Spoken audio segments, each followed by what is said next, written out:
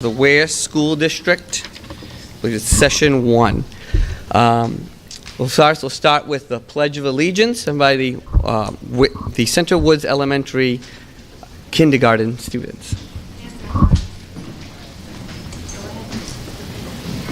I allegiance to the flag of the United States of America and to the republic for which it stands, one nation, under God, indivisible, with liberty and justice for all.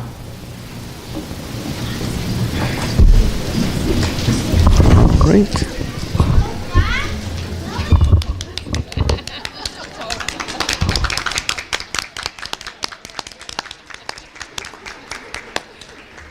All right. Thank you for turning out to the Weare School District meeting. My name is David Recupero. I'm school district moderator. Other members in attendance of this we have our school board. Marjorie Burke is chairperson. Lisa Johnson, vice chair. Mr. Jeff Anderson, Mrs. Heidi Colburn, and Mrs. Wendy Curry. From here, also from the SAU, we have Superintendent Dr. Lorraine Taccone Moore, Mrs. Sandra Pickering, the Director of Student Services, Ms. Sherry Burbank, the Assistant Director of Student Services, Mrs. Kathleen Sargent, Business Administrator, Dr. Gregory Reinhardt, Director of Technology, Weare School District Administrators, Mrs. Jessica Potter, the Principal, and Mrs. Sean Hilliard, the principal of Center Woods Upper Elementary and Weare Middle School. So, apologize. Mrs. Potter is the principal of Center Woods Elementary School. Mrs. Hilliard is the principal of Center Woods Upper Elementary School and the middle school.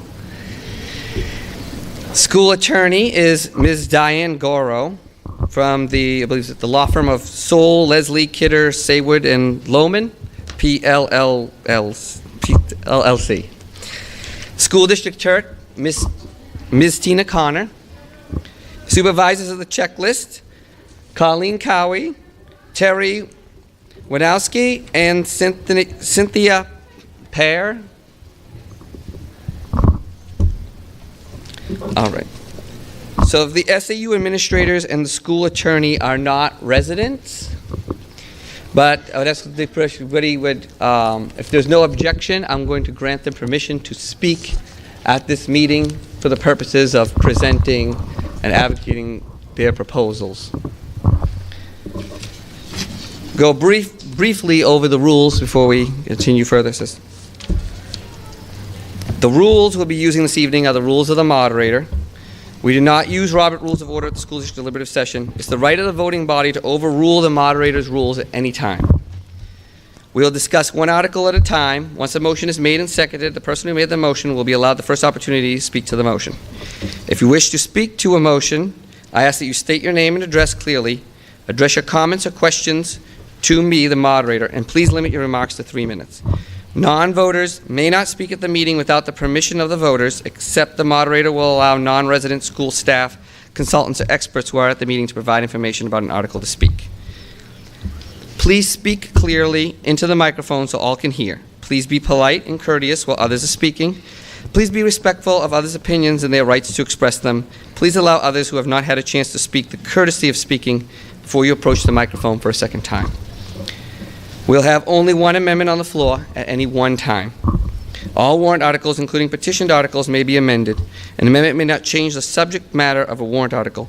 Furthermore, no amendment may be made to any contract warrant article whatsoever. I'm going to reread that one again, actually. It says, we'll have no amendment may be made to any contract warrant article whatsoever. If you're going to propose an amendment, please write it out ahead of time. After you have made the motion for the amendment, please give me the written copy so the school district clerk and I can both have it correctly. When it appears we have reached the end of discussion, We will move on to the next warrant article. Any vote taken this evening will be regarding the wording of an article as it appears on the ballot. No articles will be voted on for passage by the district this evening. In addition, any 5 voters may require that the vote on any article or question be by secret ballot. To do so, the written request must have all 5 voters' names and signatures. All 5 voters must be present and identified, and the request must be presented to the moderator at either the opening of the meeting or prior to the end of the debate on the article or question. I will recognize a motion to call the question if you do so immediately after speaking on an issue. Motions to reconsider, to restrict reconsideration, and to override the moderator or the rules are non-debatable motions. The warrant.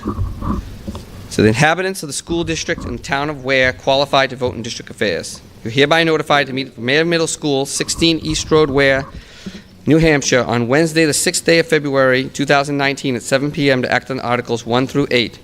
Ballot voting for the election of officers and on Articles 1 through 8 as acted on at the deliberative session will be held on Tuesday, the 12th day of March 2019 at the Weare Middle School, with the polls opening at 7 a.m. and closing at 7 p.m.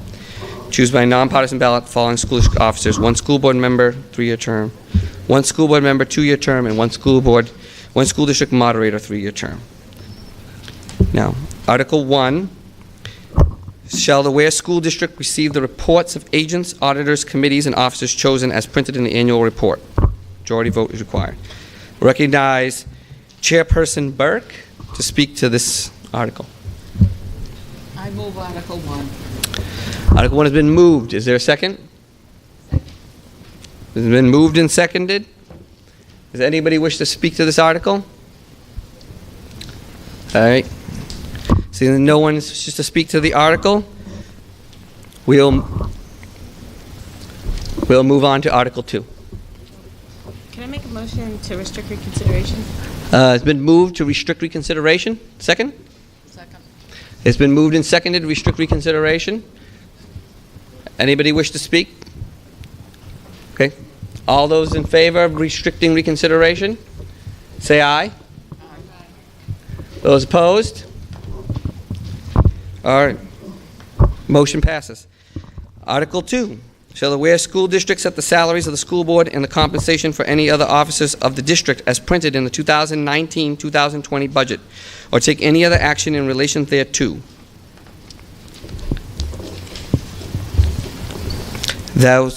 I will also recognize again Chairperson Burke. I move Article 2. Second. Okay, it's been moved and seconded. Any discussion? So there's no discussion, we'll move on to Article 3.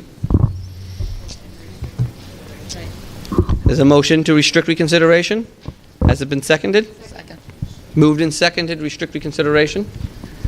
Anybody wish to speak? All right.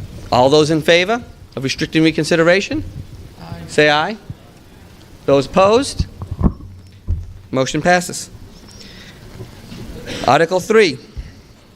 Shall the Weare School District raise and appropriate as an operating budget, not including appropriations by special warrant articles and other appropriations voted separately, the amount set forth on the budget posted with the warrant or as amended by vote of the first session for the purposes set forth therein, totaling $15,307,048. Should this article be defeated, the default budget shall be $15,185,899, which is the same as last year, with certain adjustments required by the previous action of the district or by law. Or the governing body may hold one special meeting in accordance with RSA 40:3, sections 10 and 16, to take up the issue of a revised operating budget only. This warrant article is supported by the school board. I'll recognize Chairperson Rick again to speak to this article. I move Article 3. Okay, Article 3 has been moved. Second. Been moved and seconded. All right, Chairperson Burke wishes to speak Yes. first on the budget. I would like to speak to the budget. Before I speak to the budget or go through any of the other warrant articles, I would like to... Can you hear me now?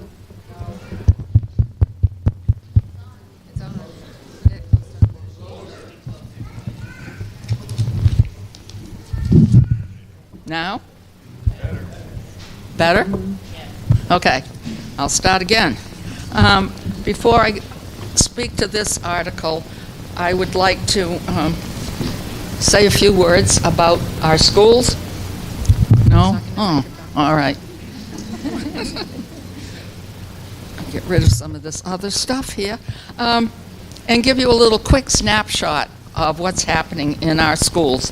I'm going to take some of my comments from the annual report that will be available the first week in March, the booklet that we put out every year, and that booklet will be available at our schools, at the town office, and at the library.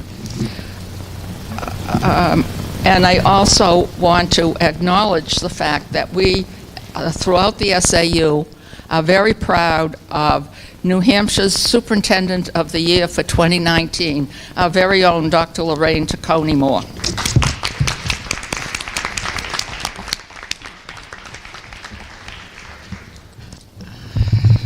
So,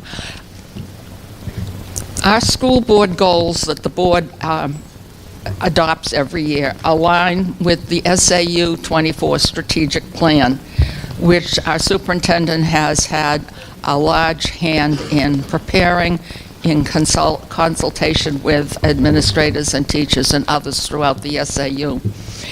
It is a vision that is cutting edge. It offers a 21st century teaching and learning experience for our children. There's a strong focus in the plan on curriculum, assessment, the use of data, culture and climate, technology, facilities, continuing education opportunities for professional growth, and community support. And the community support part is very important, and that's all of you, and thank you for being here tonight. Did you know that all of our children are 21st century children, all that are in our schools here? Every one of them was born in the year 2000 or beyond. So we're really providing a 21st century education for 21st century children. Another strong focus of our plan and the work we do is the safety of our students and our staff. We're very appreciative of the fact that we applied for and received many infrastructure grants to help improve building security. I want to add a little bit more about the culture and climate part of our strategic plan. That fits into the safety issues for our children. There's across the SAU a strong focus on safety for both students and staff, and that includes physical safety as well as emotional safety, with a lot of focus this year on dealing with trauma that our children deal with and mental health issues. This morning, the former Chief Justice of the New Hampshire Supreme Court, Justice John Broderick, spoke to our 8th graders and the 8th graders from Henniker Community School. He talked about issues of mental health from his personal experience, and I don't know how many students we had in the gym, but you could have heard a pin drop for his over hour that he spoke with the children. So we're doing a lot to improve the culture and climate that our students experience day after day. Another thing that we do at the beginning of every board meeting that for me personally is very important, and I think my colleagues up here will agree, is having presentations by students or teachers about what's going on in the classroom. And you all saw one of that tonight with our first graders leading us in the Pledge of Allegiance. This evening's meeting, before we came in here, we had a presentation from our Class 1 students about Sparkle Fest, how the 8th grade class works with the children in the Class 1 on presenting a holiday dinner, which is always wonderful. Much of the board work happens in between meetings on subcommittees that everyone takes part in. They could be facilities, policies, transportation, technology, communications, negotiations, safety, wellness, and transportation.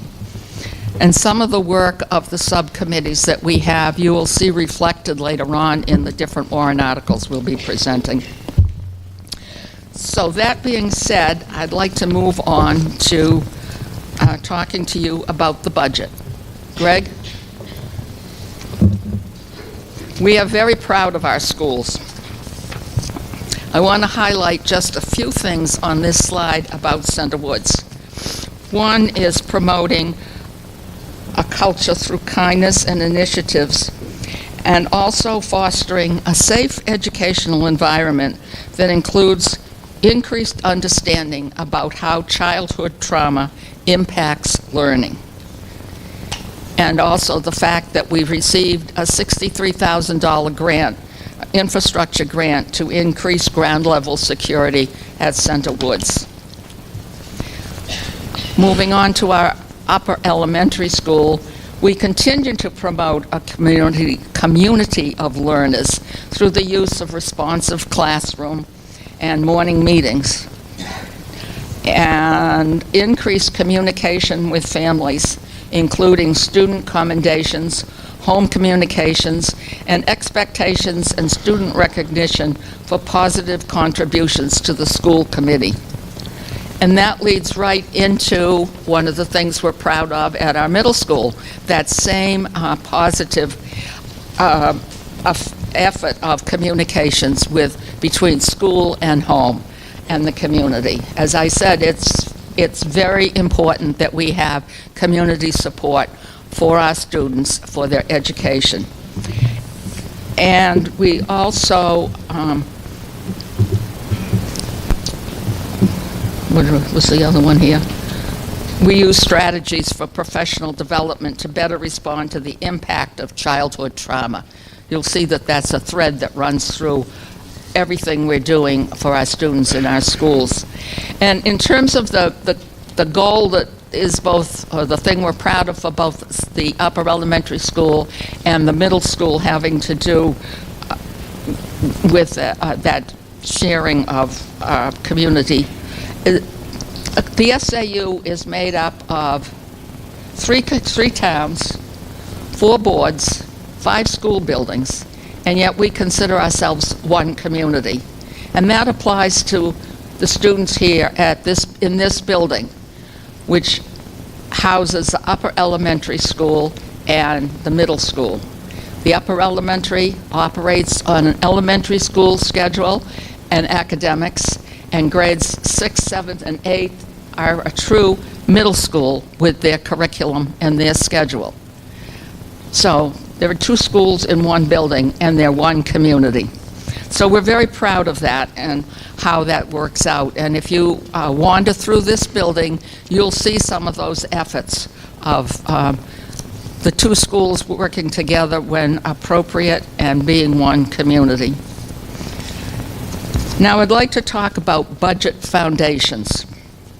We seek to serve a student population of 981 students as of October 1st, 2018.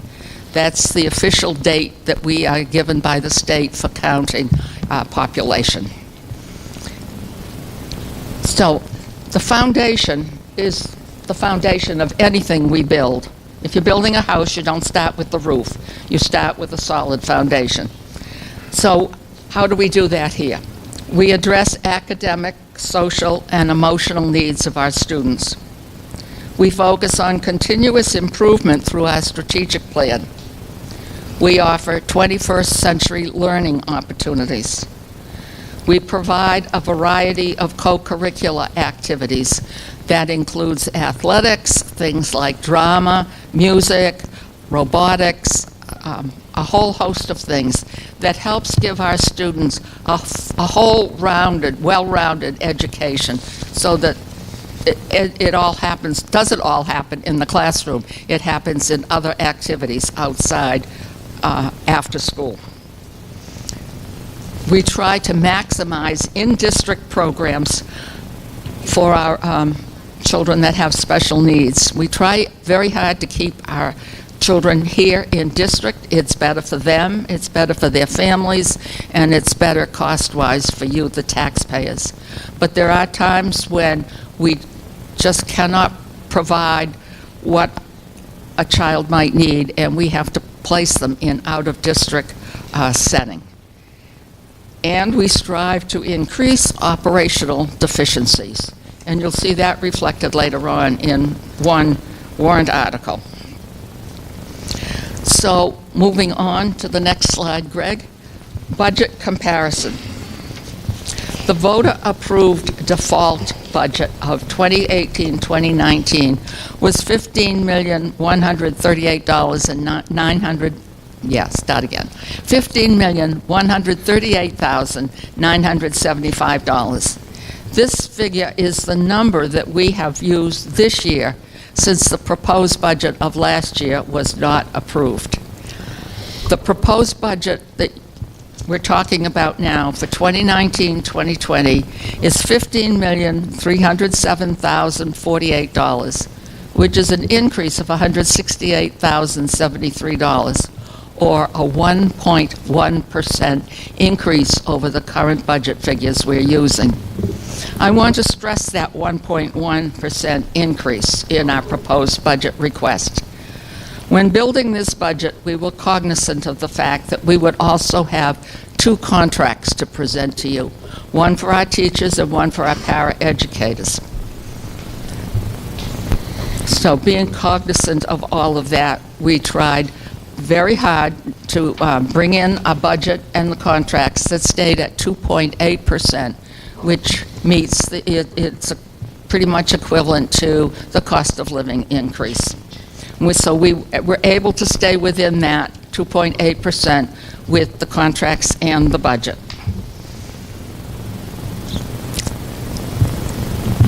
The proposed, the default budget for 2019-2020 is $15,185,899, which is an increase of $46,924, or a 0.31% increase from the current budget figures we're using this year. And I want to stress again that the budget we are working from this year is not the proposed budget from last year. It is a default budget. So, items that affect our budget. We have mandated drivers that we must consider. Health insurance costs. We received a guaranteed maximum rate from our insurance provider of 9%. We will know in April the exact number. It will not be above 9%. It might be lower than 9%. But we have to base our budget figures on that 9% increase. State retirement increases went from 17.3% to 17.8%. We have no control over this. We must pay that. We have contracted services for speech, 504 plans, and physical therapy requirements. We have the SAU district share. We have out-of-district tuition.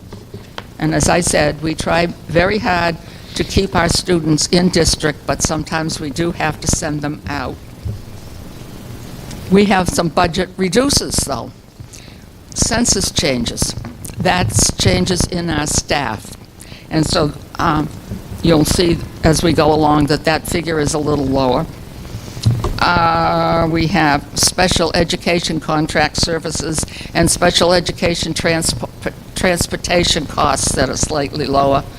Corporate insurances, supplies, and the bond interest on this building. We were able to refinance the bond on this particular building several years ago, I think at about the 10 mark of the bond. And I find it hard to believe, as I'm sitting here tonight, that that vote for the bond came in the year 2005. And the building opened in 2007. I just find it hard to believe that we have been in this building this long, and our students in the 4th grade that are here weren't even born then when we got the the bond for this building. So we have some mandated budget drivers in both the proposed and the default budget. And you can read all those figures up there on the slide. The health insurance and the dental insurance and the retirement, which I told you as the increases over which we have no control, the contracted services, the tuition, and the district share. So in the proposed budget, that's a total of $265,987, and in the default, it's $218,937. We have other budget drivers, though, in the proposed budget. Software, fuel, electricity, computer dues and fees, maintenance supplies, and some others, and that totals $44,341. The next slide talks about major budget driver totals. The mandated drivers that I told you about first are $265,987. The other increases, $44,341, making a total of $310,328. The major budget reduces show you the reduced costs for salary, census changes, and benefits, the special ed contracted services and transportation, insurance, some supplies and printing, new equipment, and the bond interest. And that totals $142,255,000. So if we look at the analysis now of the proposed budget with the drivers and the reduces, we have a difference of $168,073. Now, for the next slide. You've been listening to me talk about dollars and cents, and it's all been pretty black and white, or whatever color is up there on the screen that I can't see. So it's time for a little color in our presentation. And you can see the pie chart that shows where all this money goes. You'll notice that 2/3 of the pie chart is for salaries and benefits.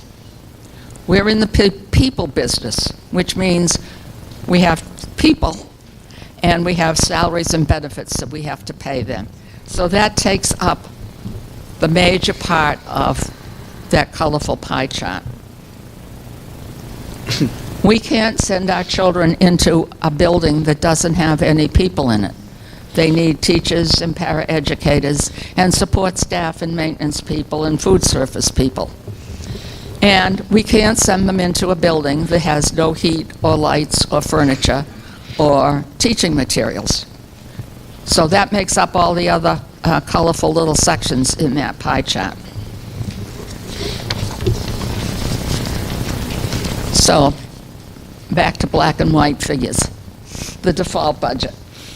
Under SB2, the default budget consists of the current year's budget figure minus one-time expenditures, plus or minus contractual obligations, or anything related to health or safety issues, or anything mandated by law. In 2019-2020, the default budget is $15,185,899, which is $121,149 less than the proposed budget for 2019-2020. Now, just like the proposed budget, the default budget has mandated budget drivers in it. Health, and you will notice that some of these figures are different than in the proposed budget. Health insurance, dental insurance, and retirement. There's some reduction in that, and that's due to census change. We have contracted services. The SAU district share and tuition stays the same, and that's $218,937. There are other budget drivers in the default budget. working from last year's voter-approved operating budget, which, well, the last voter, not last year's, the last voter-approved operating budget was 2016-2017. And the following adjustments had to be made to the 2019-2020 default budget. This is per the new rules that have come down from the state on how default budgets to be developed. And so we have the last voter-approved budget was 2016-17. So we're using 3-year-old figures in developing the default budget. And that census changes, fuel, and testing supplies for a total of $41,879. So with mandated drivers in the default budget and other increases in the default, we have a total of $260,816. There are budget reducers in the default budget. Net changes to 2016-17 salaries, life insurance, disability insurances, FICA, transportation, corporate insurance, electricity, bond interest stays the same. $213,893. And just like for the proposed budget, we have an analysis of the default budget with the drivers, the reducers, and a difference of $46,924. The default budget includes additions and subtractions as specified under SB2 provisions. So you will see those figures up there. A default budget for 2019-2020 of $15,185,899. The current budget, which is a default budget, is $15,138,975 for a difference of $46,924. The proposed budget for 2019-2020 is $15,307,048. And the default budget, as I said, is $15,185,899 for a difference of $121,149.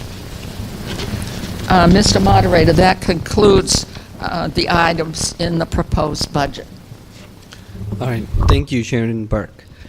I'd like to recognize the Chair of the Weare Finance Committee, Lori Davis, to deliver the Finance Committee's report.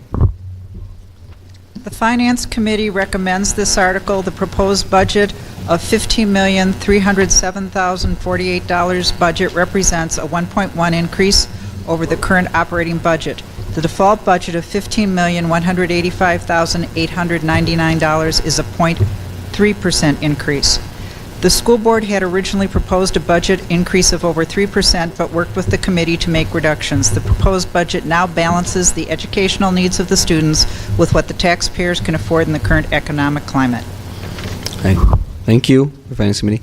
Does anybody else like to speak to this warrant article? Mr. Lawton.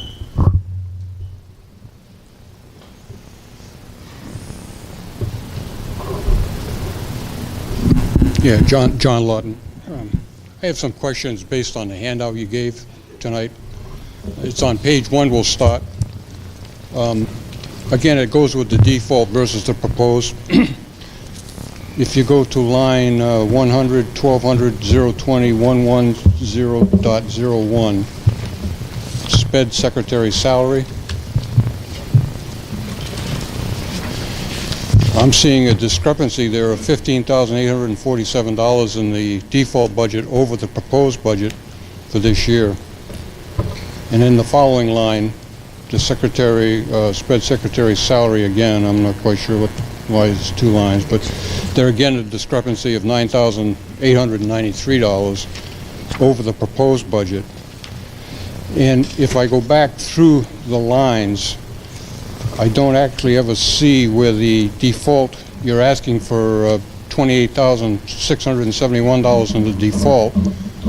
I don't ever see that in any of the proposed budgets leading up to that point. So I'm wondering, your proposed for next year is $12,824.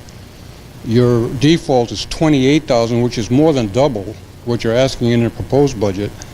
And the following line is similar. It's not quite double, but it's a hefty increase over what you're proposing. And I'm just wondering if there's an answer as to why that default is so high. I will ask our business administrator, Ms. Sargent, to answer that.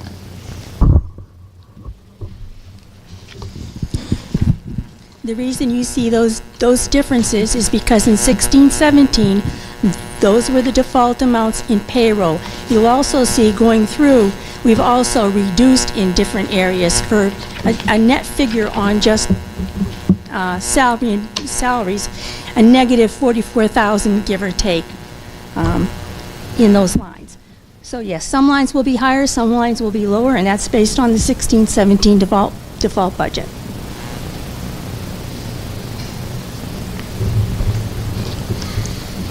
Default budget. Okay, I thought you said that was the last year you had an operating budget passed, right? Is that true? Yes. So it wasn't the default budget, was it? Are these figures based on the default budget in 16-17 or the actual operating budget in 16? All right. Just to make sure everybody heard that was out of microphone range. If I got this correctly, the figures are based off of the last passed budget, 2016-2017 fiscal year. Okay. You do have the option, though, to make that number realistic, though, right? You elected not to do it in this case? All of those adjustments from the 16-17 voted budget are for people that they're not part of a CBA and are not protected by a union agreement. So that's how we came to those numbers. Some numbers are going to be higher, some numbers are going to be lower. They're actually lower, it's like 44,000 something lower overall for those positions. Okay.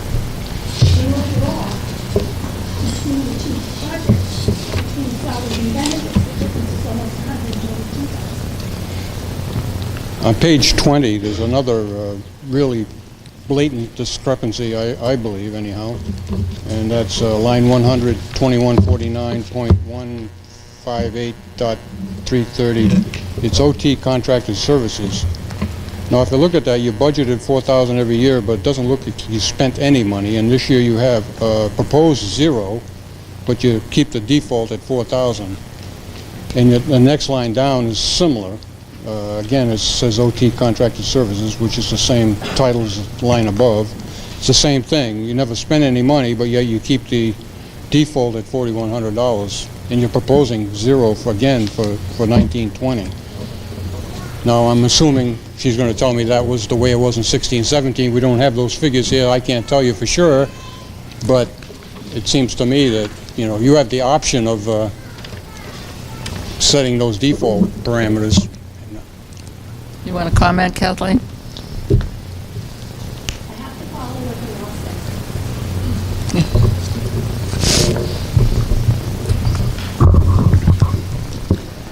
said. Right. Anybody else like to speak to this article?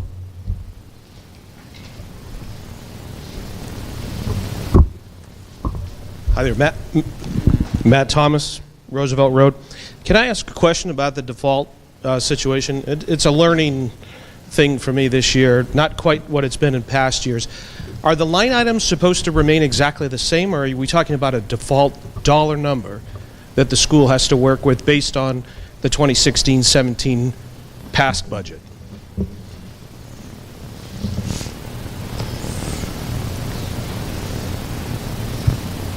Our understanding is the default budget is based on the 16-17 proposed or voted budget. So it is different, Matt, than it used to be. Our understanding is But the line items do not need to reflect the same dollars spent, because obviously we may not have personnel in that particular area anymore. So if we have, to say, $15 million to spend, and the school board must find a way to make this next school year work on a default budget of $15 million, they can spend it however they see fit within the contractual obligations, and then the other dollars can be spent however they want to spend them? That's my understanding. Okay, thank you. Kathleen, may I suggest that you sit in that front row while so you don't have to keep popping up and down? Oh, okay, all right. Because I see there are more people want to talk. Okay. I'll recognize the next person. Mr. Campana? Thank you, Mr. Moderator. Frank Campana, Quaker Street. In order for me to determine how I'm going to spend this year's request for my tax money, I do have to look back at last year's, how you did with last year. Can you tell me, it's not a trick question, I don't think it's a loaded question, may be hard to answer. Can you tell me, being that you've acknowledged that you were operating off a default budget last year, and can you tell me what did not get done because of a default budget? Highlight any one or two or three things.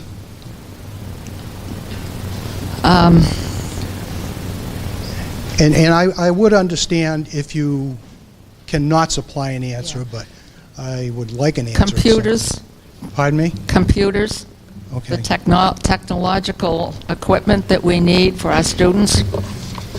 Okay.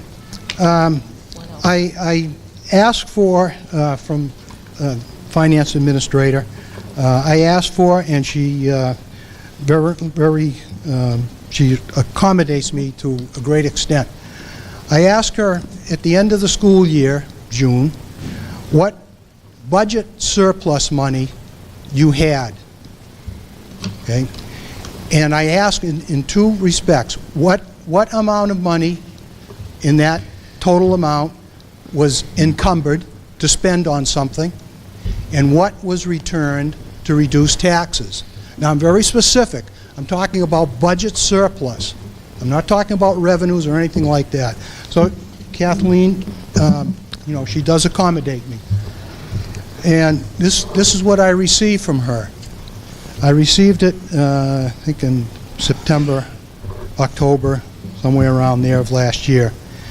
The Weare School District, you encumbered in April $80,000. This is budget surplus. In May, you encumbered $97,000. And she graciously put in, she may not make the same mistake again, I'm not saying it's a mistake, $97,000 for technology. Now, you told me that technology, you may be in error, and I can appreciate that. You told me that one of the items was technology. Well, you've encumbered $97,000. And I don't want to muddy the waters here with all kinds of dollars and cents, but this is what I have in front of me, and anybody can look at it and verify it or tell me that I'm wrong. Now, that $80,000 and $97,000, that comes up to $177,000 that the board encumbered. So you can spend it on something else. The second part of that is from that remaining balance in the budget of $400, and I'm going to use a round number, $419,000 that you had left over. So in total, you had $696,000 left over in last year's budget. And unless I'm interpreting something wrong, which I certainly can, and I'm willing to be corrected, that's what you had left over. And that's out of a default budget. Now, there certainly may be some, you know, some one-time things that, you know, you didn't have to spend on, and, you know, they may not happen again. So, for me, I'm going to look, you're asking me to spend money on a proposed budget or default budget. And I'm going to cast my vote for a default budget. And in a sense, kind of hope that, you'll have the same surpluses at the end of the year. Because I don't want to be overtaxed to the amount of $696,000. Now, it's true. Out of that 600 some odd $1,000, we returned $461,354 to the two reduced taxes, and that came about as a result of change in census, HSA, the health savings contributions, and unanticipated special education savings. I understand. I have that here. I'm looking at John Stark. The total was 461, which you just said. That included a little bit of revenue adjustment, as Kathleen had highlighted. Okay? But still, the fact is, you still had that amount, even though you returned it, which, I guess, fortunately, you were required to return it. All right? Unlike the town, they have the option, although the board may push, Concord to, take that option also, that you don't have to return it. But still, you're overtaxing me initially, that $600,000, almost $700,000. Thank you. Yeah.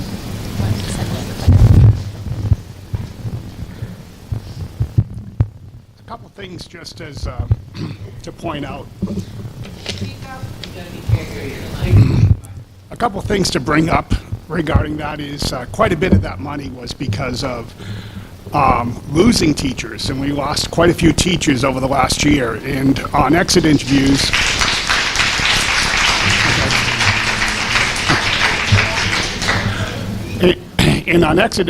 a lot of it was on salary, and our salary for teachers, especially the starting teachers, but throughout, is very low compared to competing towns in the nearby area.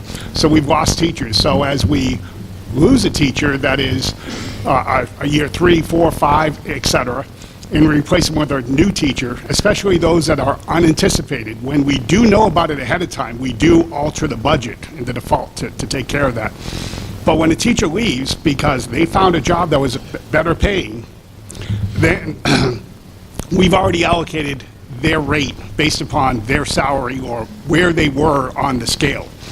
And yes, there is unanticipated money, and that's part of the reason. We don't want to have that extra money in the budget because we want to keep our teachers. So that's one big, huge thing. The other thing is, as far as it comes to computers, computers have a lifespan, and we push it to try to even say if we have 5 years of a computer, and that's pushing it. I know at work it's 3 years, and then I get a new laptop. And these are Chromebooks that are used daily by the students, and not just Chromebooks.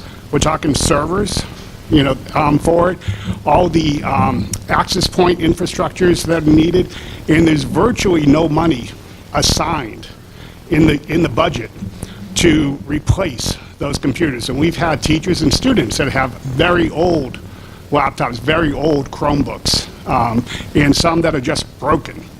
And that money that you're mentioning for technology, because we didn't have it in the budget, yes, we did replace some. And I want to strengthen it, saying some, because there's still a lot of old Chromebooks and old laptops that we have out there. And the only other choice we had was to do without, have teachers without laptops that once they break, it's gone, which means that they're not going to be able to effectively teach, and that's something we didn't want to have as a board. So I don't know if anyone else wants to say anything, but I understand that, and please, I want to reiterate that I understand my statement. I said, the applause is great to hear, but I understand that, you may not have some of those reoccurring decreases that reflect in, what I would consider an excess amount of budget money. So I fully understand that. But the fact is that you did have it, and, with that in mind, the Chromebooks, the computers, you got money already encumbered. Your census may be different still, so the money was still there, and it didn't seem to be an indication that you were not able to do things with a default budget from last year. Hi, Mike Taberski, Oak Ridge Road. Jeff stole part of my thunder here, but I do think it bears repeating that we have what I wish I had better facts and figures on this, arguably the worst pay for our teachers, administrators, special ed in the state. And I think it's incredibly responsible of this organization to only be asking for a 1.1% increase, despite the fact that we all know the cost of living is above that, regardless of our town taxes. I do think it bears repeating that, because we're trying to make some big points here, but it's a big point that shouldn't be lost, that we weren't overtaxed because that, over $400,000 was returned when it couldn't be spent, rather than being spent frivolously. Oil prices might go down this year, and as a result, we might be returning money that isn't spent out of the heating budget. But again, and I'm not just trying to be a broken record here, but the fact that we're only asking for a 1.1% increase when we need to pay our teachers more and need to give them more resources shows incredible restraint. And I guess, if anything, I just want to drive the point home that I don't think that anyone could really be in a position to say that there's any sort of irresponsibility here or overtaxing or overburdening the budget, considering we are still pretty far behind where we should be when it comes to salaries and when it comes to those resources. Thanks.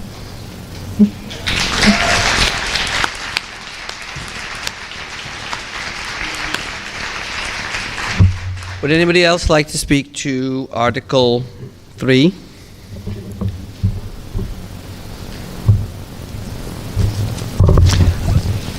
All right. So, seeing no one to debate, so we'll move on to Article 4. Motion to restrict reconsideration. Moved? Seconded?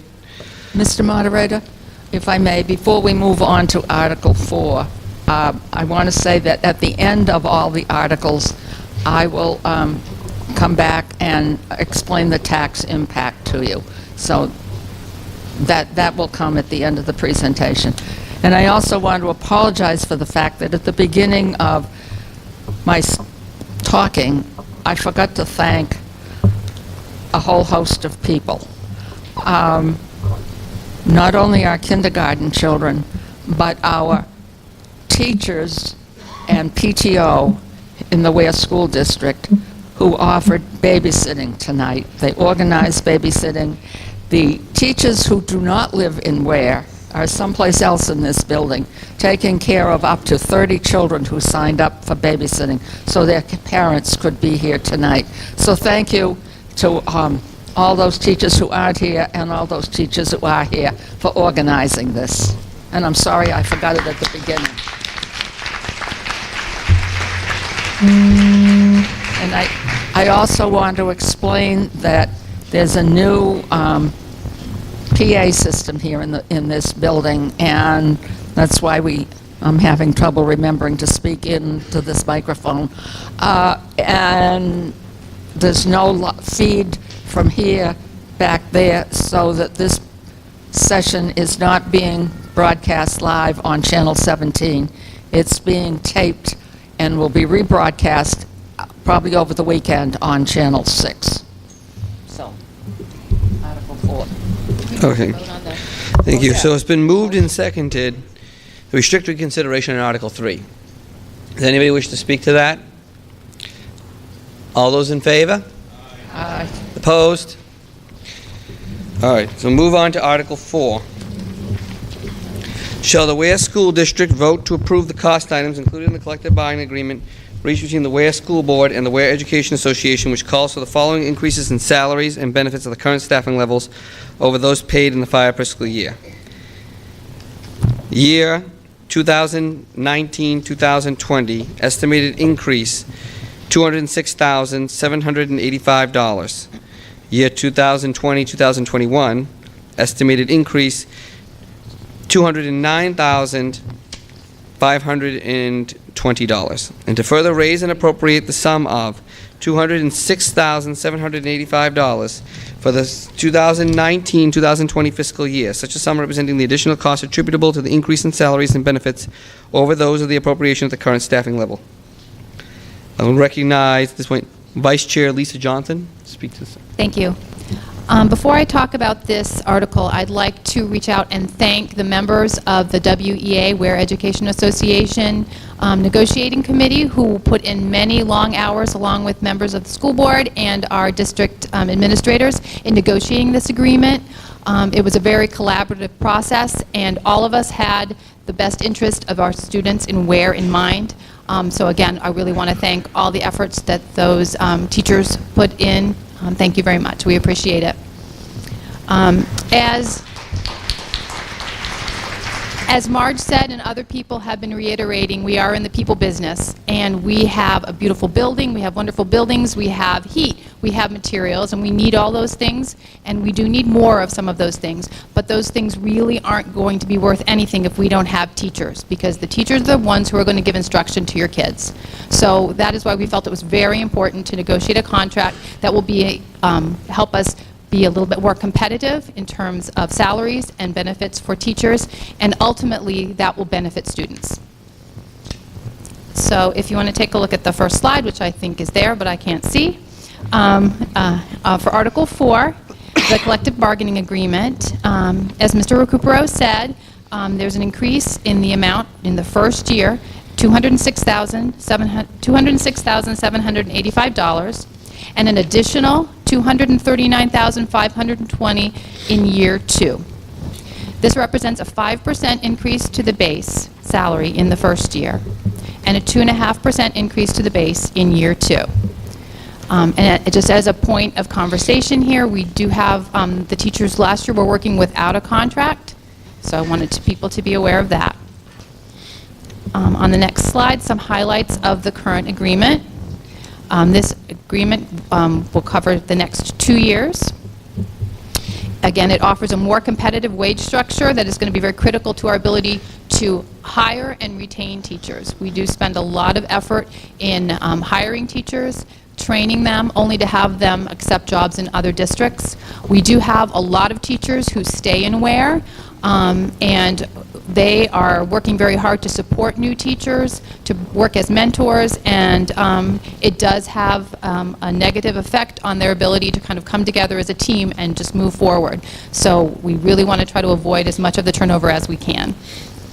Another aspect of this contract is it would allow us to remove speech-language pathologists from the negotiating body, and right now that is a profession where we are competing not only with other school districts, we're competing with hospitals and clinics and private practices, and this is a service that we need. And since we haven't been able to hire speech pathologists, we've had to go out and do private contracts with agencies paying up to $100 an hour for these services.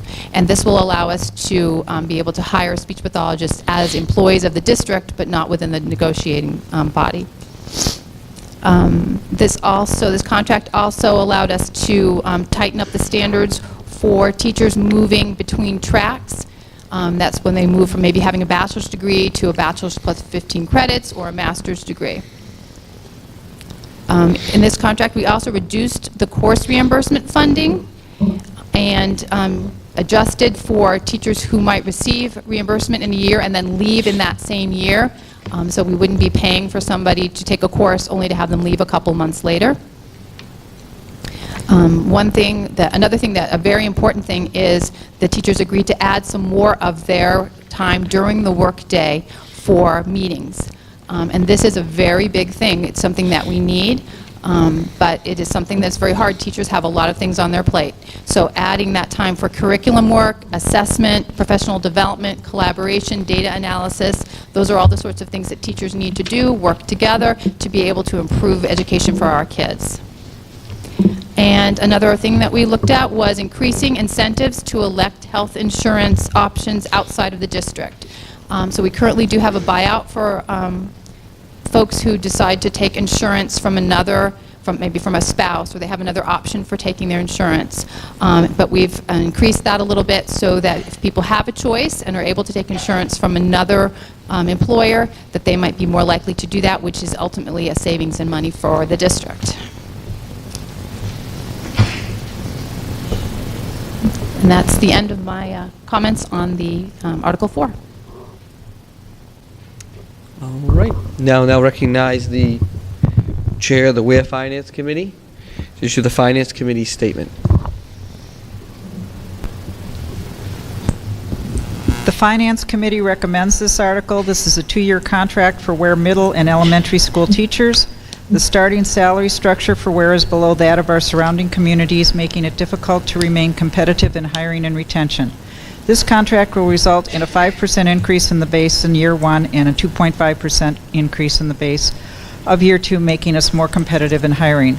The district worked with the committee to reduce its operating budget request, recognizing the importance of gaining support for this contract.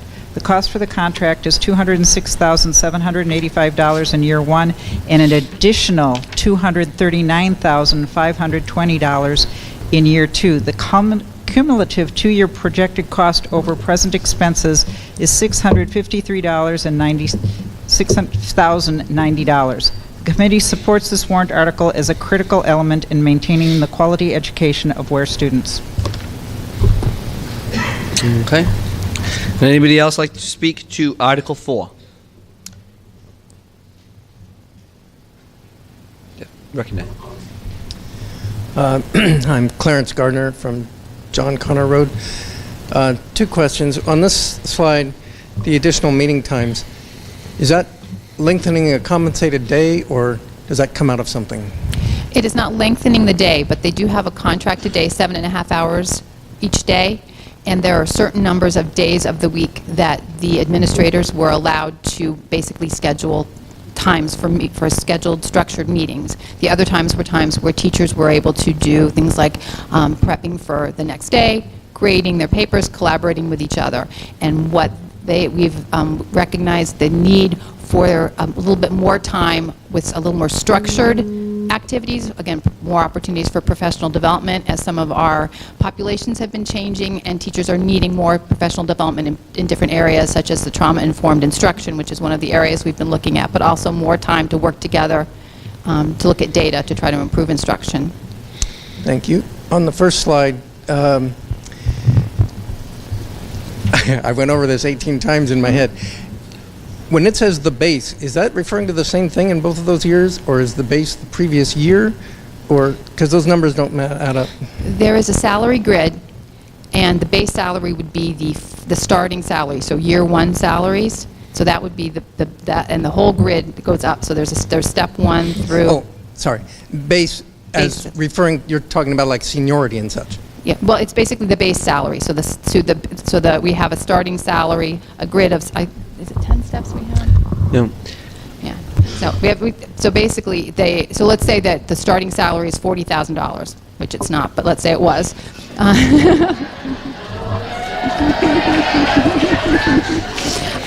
So if that was our starting salary for this year, year 1 bachelor's level, we would say the next year would be 5% on that, and every step above it would go up 5%.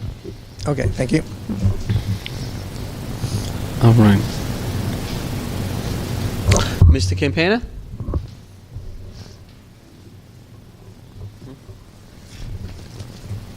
Thank you again, Mr. Moderator. My question is very simple, and it's been the same over the last few years, both at schools and towns.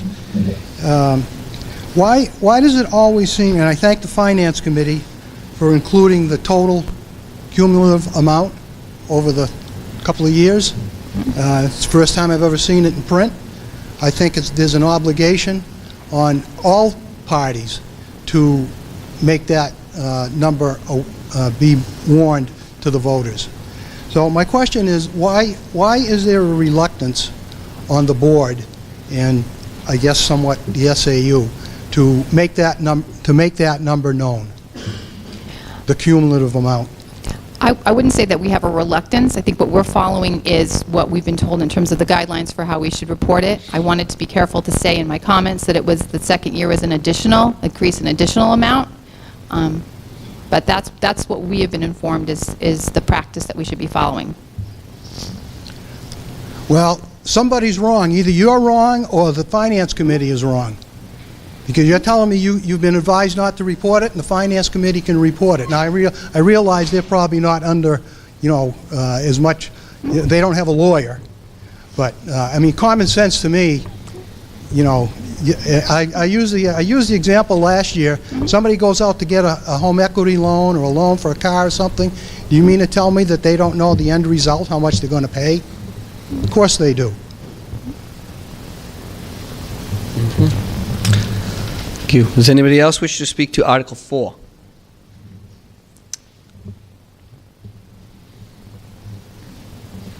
Hi, Leah Chase, North Huntington Hill Road. I just have a question for voters to kind of evaluate how the school performs, and if you retain students. Have you had, I know that a lot of districts are having a decrease in enrollment. Is your enrollment in the school district, is it decreasing as it is elsewhere? Has your census of students decreased, or are you expecting it to increase in the next few years? I think we've been fairly stable, but Marge is looking to see what the actual numbers are. I mean, there are definitely variations year to year. And you're right, there are some districts that have experienced some significant drops and others have gone the other way.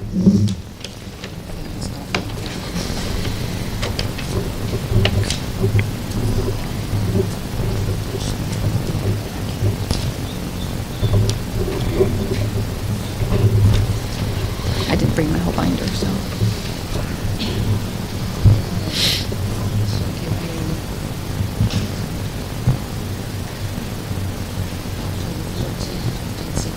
Okay. Oh, it's very dark up here. Okay, that's Henniger. Hold on. Victoria, it's SAU. That's by... Yeah, do you mind? Because I can't read that. It's too dark up here to read this. Thank you, Lorraine. The population for Weare, we always use our October 1 count because that's what we have to report to the state is our October enrollment as of October 1st, okay? So in 2015, the total population in Weare was 983 students. Population in 16 was 1,027. The population in October of 17 was 1,005, and the population for this past October is 981. So we're just about where we were back in 15. All right, thank you. All right.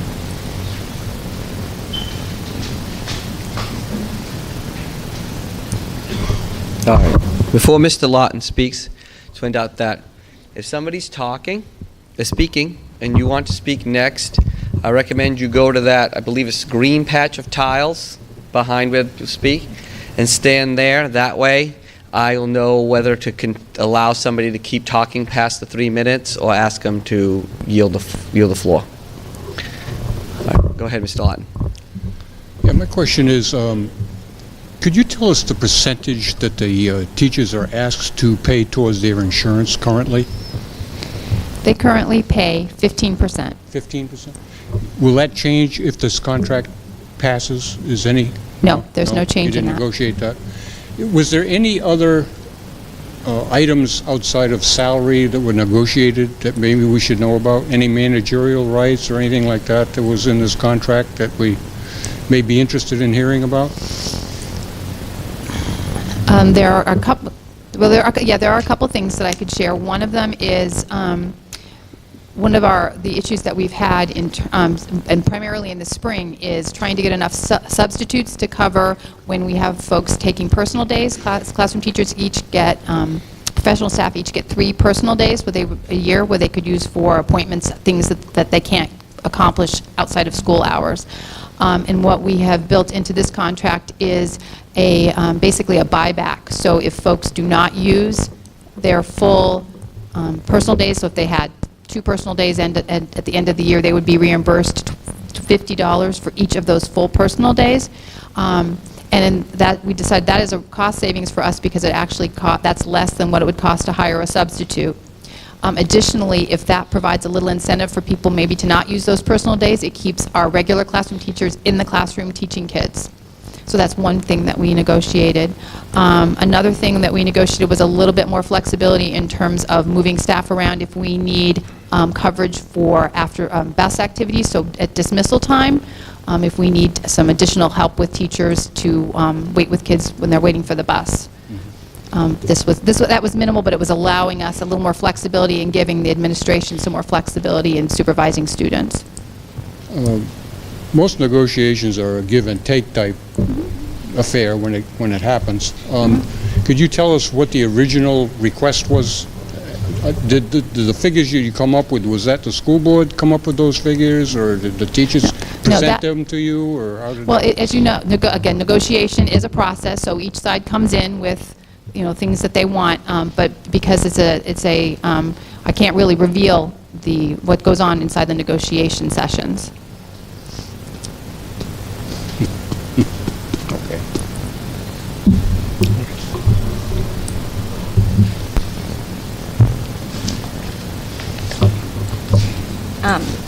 Shelby O'Donnell. I just wanted to point out that in the session prior to this, it was brought up that our starting salary for teachers is, correct me if I'm wrong, $8 or $9 an hour, and that is a lot less than people. Is it? That's for support staff. For support staff, correct. Okay, $9 an hour, and that is less than people make at a lot of jobs where they're a lot less educated. I've seen the impact, some years more than others, to my child's education when there has been turnover and she's basically gotten unlucky to have someone who is not as tenured. And then because education is a cumulative process, that does affect our children year upon year. And I just want to say that I think it is very critical that we increase our pay for teachers so that we can have the kind of wonderful experiences that I have also witnessed in this district, where teachers have been extremely dedicated, and we've been lucky to keep them because they're maybe part of the community or they just have that love and passion. And another thing to keep in mind is that they work tirelessly and effortlessly outside of their contract hours.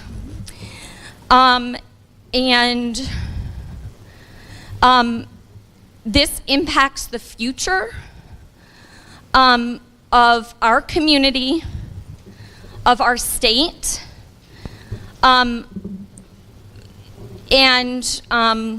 it's really, really important.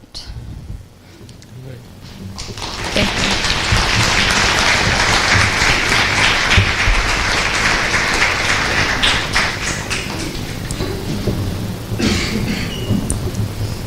Okay, just for clarification purposes, if I understand correctly, there's 2 contracts tonight, a teacher's contract and a support staff contract? Yes. Okay, and so the average for the teachers is different than the average for the support staff? Okay.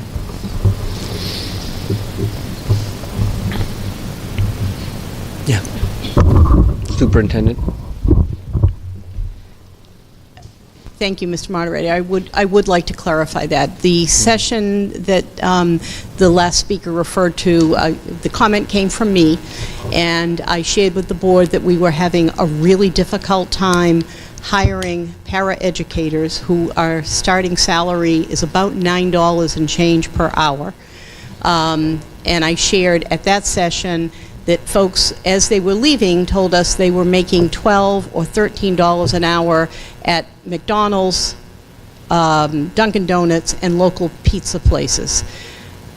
Since I have the floor, if you would indulge me, the state average for a teacher's salary in the state of New Hampshire, and this is on the DOE website, for 17-18 was $53,984. And the Weare teacher's average salary in that same time span is $47,542. Our surrounding communities, Hopkinton, Bow, Kearsarge, Hillsborough, Deering, Henniker, New Boston, John Stark, Conval, and Goffstown are all higher, some higher by more than $10,000. Thank you. Anybody else like to speak to Article 4?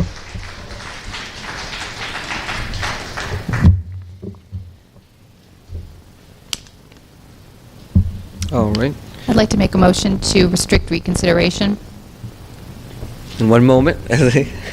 Seeing as nobody else wishes to speak to Article 4, we'll move on. So now I'll accept the motion to restrict reconsideration. I'd like to move to restrict reconsideration. It's been moved and seconded. Anybody wish to speak to that motion? All those in favor? Actually, all those in favor of restricting reconsideration say aye. Aye. All those opposed? Ayes have it. Article 5. Shall the Weare School District vote to approve the cost items included in the collective bargaining agreement reached between the Weare School Board and the Weare Educational Support Staff, which calls for the following increases in salaries and benefits at the current staffing levels over those paid the prior year. Fiscal year 2019-2020, estimated increase, $44,592. Fiscal year 2020-2021, estimated increase, $34,498. Fiscal year 2020-2022, estimated increase, $32,222. And to further raise and appropriate the sum of $44,592 to the 2019-2020 fiscal year. Such sum representing the additional cost attributable to the increase in salaries and benefits over those of the appropriation at current staffing levels. This warrant article supported by the school board. I will now recognize school board member Mrs. Wendy Curry. Right, thank you. All right, I need to eat the mic, right? So, first of all, I want to thank Amy Porter and Christine Lundeen, who are the representatives from AFT 6349. They worked pretty tirelessly to help us slightly bridge this gap that both Shelby and Lorraine spoke to, right? And secondly, can you hear me? Okay. I would personally like to thank every paraeducator that works in this district. Without you, we could not meet the different needs of our students, whether they're above the grid, whether they're struggling, whether they have special needs, behavioral issues, or trauma. We could not do that in a classroom without our paraeducators. And I know that you could go work elsewhere and make more money. And I just want to personally thank you for what you do.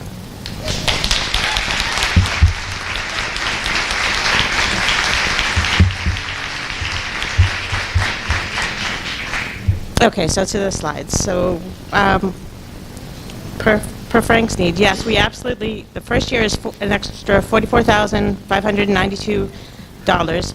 The second year, it's an additional $34,498 in year 2, and an additional in year 3, $34,222. This represents a 3% increase for the para 2s and the specialized columns. There's a 3.3% increase for off-step. So if you've been a para for more than 20 years, God love you, but there's an extra 3.5% in there for you, okay? Then, and the second slide. This is a 3-year contract. It's an additional, we've negotiated an additional $200 payment to defray health care. Again, we pay them what we pay them, and on top of that, we don't give them health insurance. So this is a little bit to sort of offset that need. There's an incentive and support for employees to obtain the Para 2 certification, an extension of the grid, as I said, to 20 years, and a creation of a specialized column in our grid for registered behavioral technicians. And that is it. All right. Thank you, Mrs. Curry. Now, at this point, I'll now recognize the Chair of the Weare Finance Committee to give the Finance Committee's recommendation. The Finance Committee recommends this article. It's a 3-year contract for paraprofessionals at the Weare Elementary Schools. The contract will increase the incentives for professional development with different levels of paras and salary incentives. The cost of the contract is $44,592 in the first year, $34,498 in the second year, and $34,222 in the third year. The cumulative 3-year projected cost over present expenses is $236,994. The committee believes this contract, coupled with the teacher's contract, will assist the district in hiring and retention of professional staff in the classroom. Thank you. Does anybody else like to speak to this article?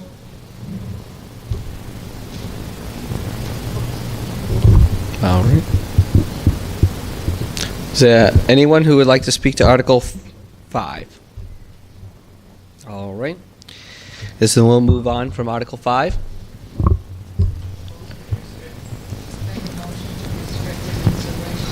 All right, and been moved to restrict reconsideration.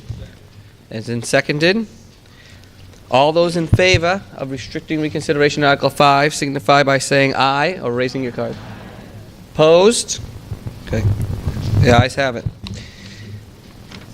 And we move on to Article 6. Shall the Weare School District vote to raise and appropriate the amount of $251,000 for the expansion of the current kindergarten program to a full-day program for the fall of 2019? Revenue in the amount of $114,400 is anticipated from adequacy funding to offset this amount. I'll recognize Mrs. Heidi Colburn, the school board. Thank you. As everyone else has done, I want to thank the kindergarten committee that was formed this spring to research the likelihood and scenarios necessary to make full-day kindergarten possible. This committee included 2 school board members, a administrator, principal, a kindergarten teacher in district, parent, and community members.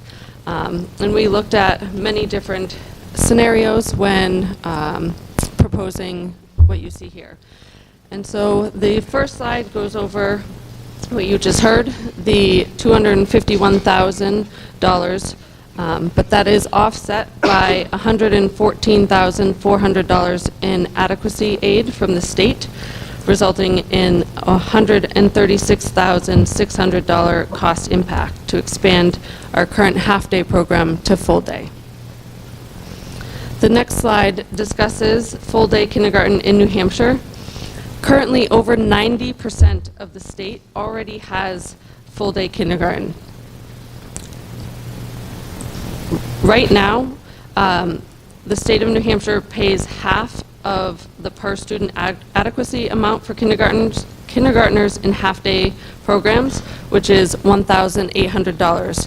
However, under recent legislation, the state will provide an additional $1,100 for full-day students, and even more in later years depending on Keno revenue.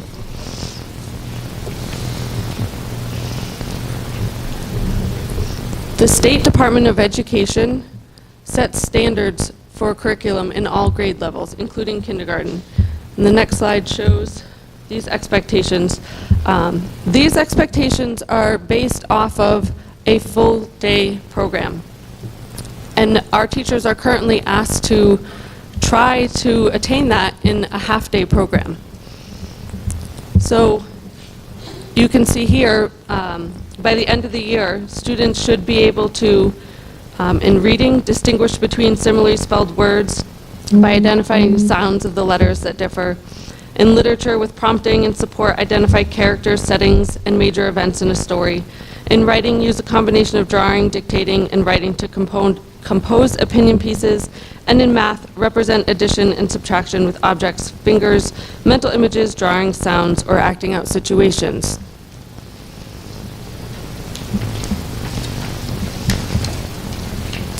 Our half-day program is 2.5 hours a day for a maximum of 450 hours per year. With a full-day program, students will be in school for 6.25 hours for a total of 1,125 hours. Something to consider, currently, when there's a 2-hour delay, the morning kindergarten classes are canceled and not made up. So last week we had 2 2-hour delays, and those students only went to school for 3 days that week. We have actually had times when the morning kindergarten class has gone to school for an entire week less in a month's time than the PM class because of 2-hour delays. Delays are not made up.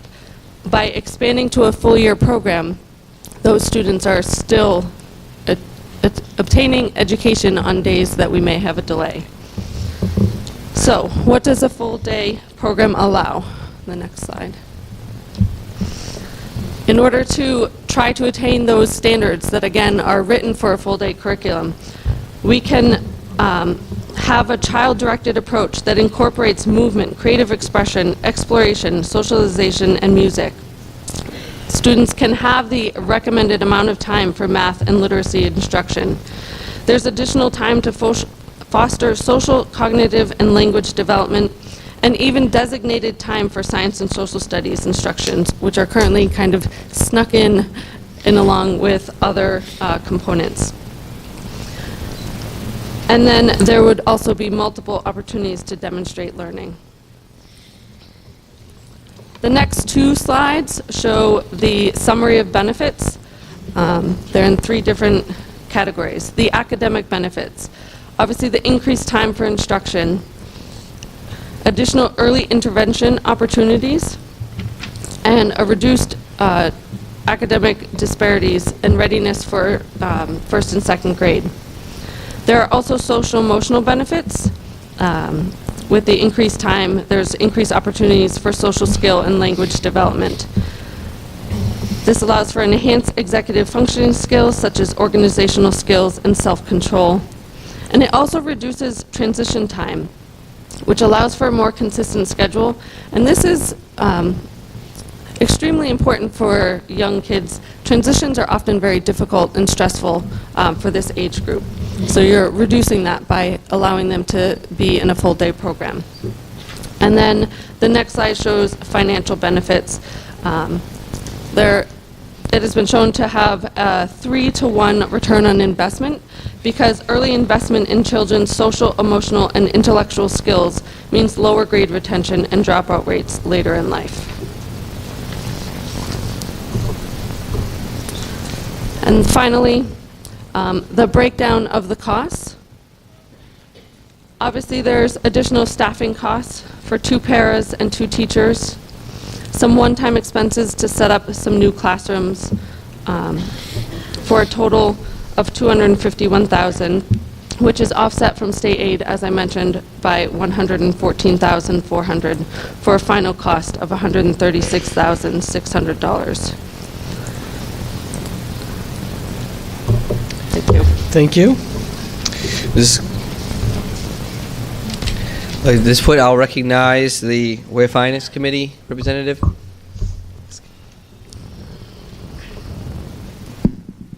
The Weare Finance Committee does not recommend this article. The proposal would move Weare from half to full-day kindergarten. The $251,000 implementation costs include adding 2 new teachers, 2 paras, and a one-time relocation administrative costs for preschool relocation classroom setup. Total cost would be partially offset by the $114,400 and additional $1,100 per student for full-day kindergarten expected inadequacy aid from the state. The projected cost to the taxpayers is $136,600. The committee believes this proposal is flawed, rushed, and poorly planned. Implementation will require relocating preschool to the middle school. It should be noted as recently as early January this year, the school board did not have a clear answer on where preschool would land, stating it would be either at the high school or the middle school. To add kindergarten space, Central Woods would lose its dedicated music room. If an additional classroom is needed in the future, the art room would be next. In the past, the school board has stated these rooms are needed for quality elementary school education. The committee is also concerned that there will be unforeseen follow-on costs as early as next year. The committee also believes the plan to implement kindergarten in the same year as 3 Weare teacher support staff contracts was ill-conceived and presents an undue tax burden impact on the voters. Thank you. Does anybody else like to speak to this article?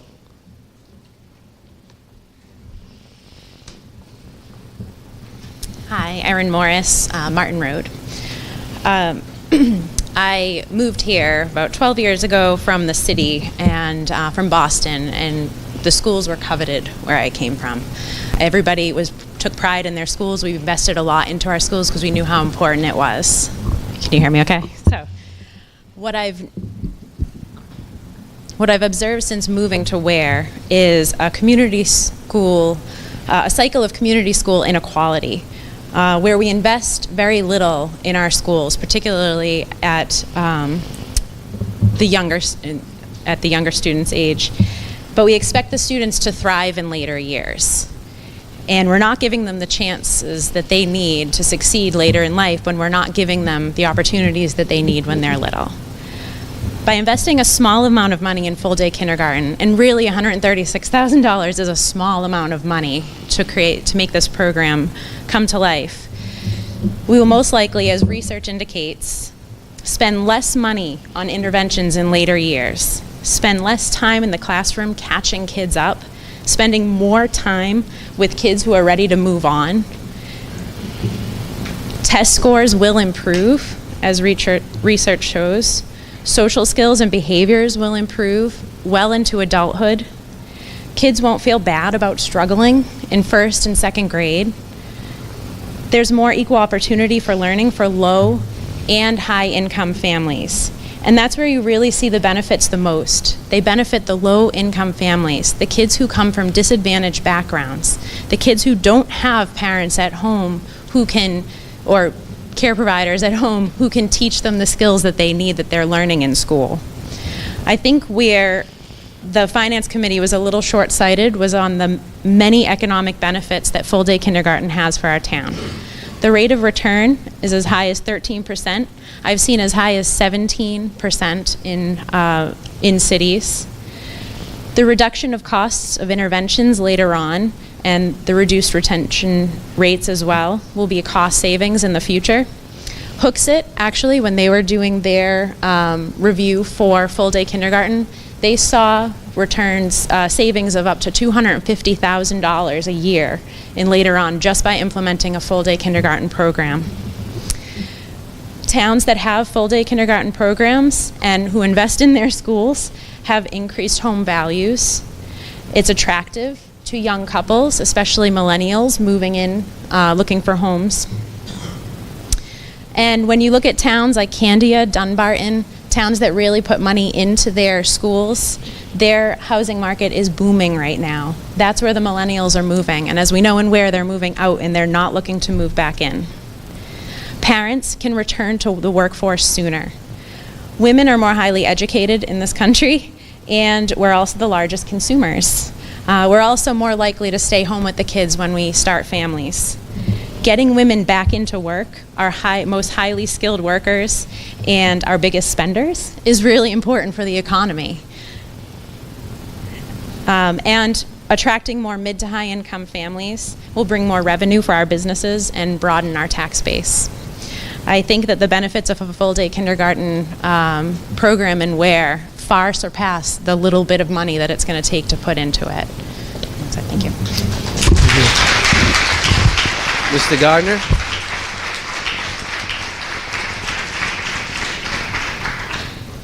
Hello, Clarence Gardner.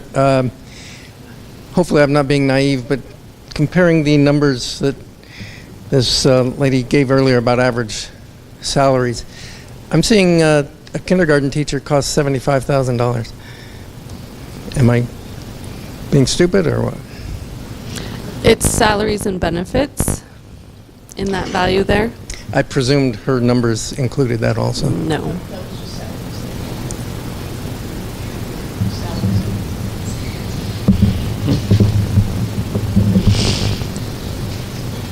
Mr. Clow?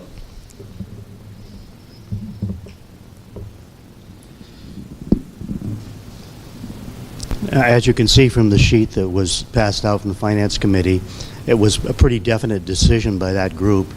I'm the one.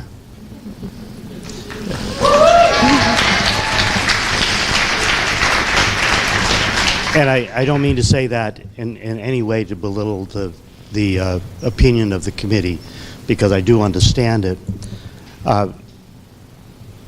I was a principal in the city of Manchester for a lot of years, retired 13 years ago, and we were implementing full-day kindergarten that year, 13 years ago. So it's not a new concept. It's a concept that's supported by the governor. That was one of the things that he stressed in getting himself elected initially. State legislature even weakened on their their opposition to expanded gambling by approving Keno in order to add possibly more funds to this. So it's the legislature, the State Board of Education. There have been some recent articles in the Concord Monitors about the number of school districts that have full-day kindergarten, and that 90% is a reality. There are only 15 towns in the state who don't, and at least one other than Weare, and that's the town of Epsom, presently has that on their warrant for this year, too. I don't know about others. But I do believe that it's something that we should consider. Early childhood education is not a new topic. It's been around a long time, not just for kindergarten, but even earlier, in order to prepare kids socially and emotionally for school, as well as the academic side of it. So I do strongly recommend this article as an individual, okay? And I want to make that clear, because I am only one member on the committee. But I do stand behind it. I feel it's important, and I think the benefits down the road are very, very many to a lot of kids. Thank you.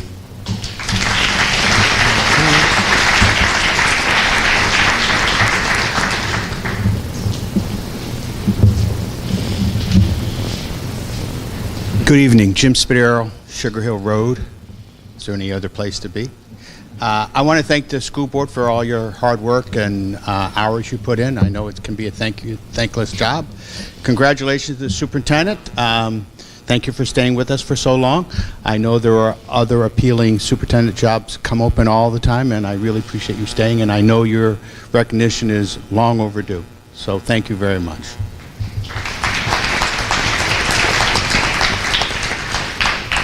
This is a tough one. This is a tough one. I do want to say, in all the years I've been coming to these meetings, I really feel that this Finance Committee has been really thoughtful and open-minded and try to balance all the requests, and I really appreciate that. Your comments about why you made your decisions, I thought were really helpful. Thank you. To me, this is not a money issue at all. I think everybody understands that early education is really important. Getting kids into school sooner is better. I'm worried that it's not well thought out. How many kids are going to be riding buses? What are you going to do at lunchtime? I come from a district that this is its 6th year of having full-day kindergarten. We've seen the benefits, particularly years later on. But there's a lot of things that go into it that you can't even think about until it happens to you. And that's kind of actually what I felt like it happened to me. So I hope it's well thought out. I would hate to see music or art put on a cart. People think, oh, that's a no-brainer. I would suggest put SAU on a cart and see if it's a no-brainer. it does disrupt, you know, all kinds of things, storage of materials and that kind of thing. So this is a really big one. It should not come down to money, although I do feel we have to prioritize as a town, and I think the contracts are really important and your budget's really important. This is important, and it's important that you get it right, that you don't come back and say, oh, we miscalculated, it's going to be a little more, or we didn't think of this, we didn't think of that. So I hope it's really well thought out. But I heard on the radio once, the question of the morning on the radio was, what do you owe your children? That was the question. What do you owe your children? And of course everybody calls in. I don't know how, because you're not supposed to be on your cell phone, but everybody's calling in. And besides loving them unconditionally, a gentleman called in. He says, you only owe your children 2 things. Just 2 things, that's it. You need, 1, not to leave them any debt, and 2nd, give them the best possible education that you can afford. That's what you owe your children. Thank you. Thank you.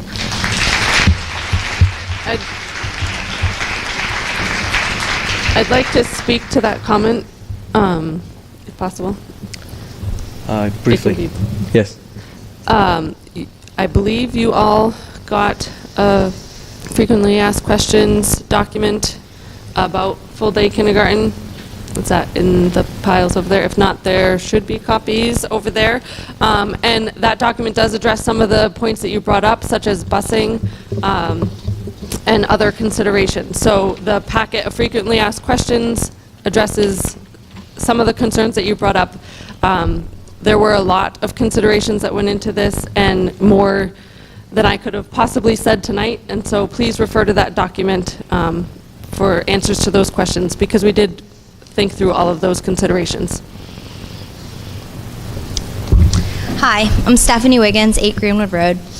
And I just want to speak to this because I've been living in this town for about 10 years. I moved here from New Jersey. We had full-day kindergarten everywhere there when I was in kindergarten, which was 30-some-odd years ago. So I moved to New Hampshire and was flabbergasted that you didn't provide kindergarten for full day for children. My husband and I work, so we can't take advantage of half-day kindergarten, and luckily we are able to send our kids to full-day kindergarten at another school. And so my daughter, who's in school now, has been thriving and doing really well, but there's absolutely no way that she could be doing as well without either having somebody at home to teach her all of the time or having gone through full-day kindergarten. And so I think that this is extremely important for the town. The fact that all of the surrounding towns and 90% of the communities in New Hampshire are now going to have this available. I mean, I've talked to my husband many times about moving out, and I know a lot of other parents have as well. And it's a combination of the fact that you're not supporting working parents by having full-day kindergarten and not paying the teachers enough to retain good tenured teachers. And so, you know, it's a small amount of money, and when you look at your taxes and increasing taxes to pay teachers more, it might look like, you know, you're increasing them substantially. But when you take into account what Aaron mentioned, home values and people coming in, you know, you want to draw people who are going to help the community, and you do that by providing these services to people who are, you know, working families and who want to make the community better. And I think that this is a really important article. And luckily, we have all of these other towns to pull information from. So while it looks like maybe this was sort of thrown together, I know they've been talking about this for months and months, and we can luckily ask our neighboring communities about any issues that might come up. And I think that with Keno and having the support from that, this is a no-brainer. So, thank you.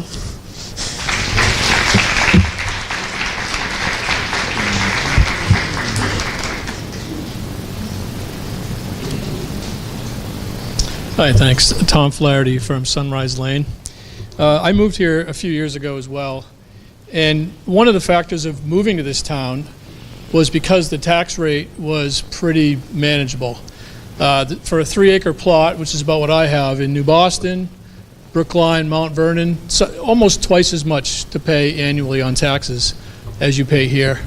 I also want to remind everybody that we have a co-op district budget and we have a town budget the next couple of days to pay for, and they all collectively add up to some $500 or $600 in taxes additionally if everything gets passed. So I just want to keep that in perspective as well.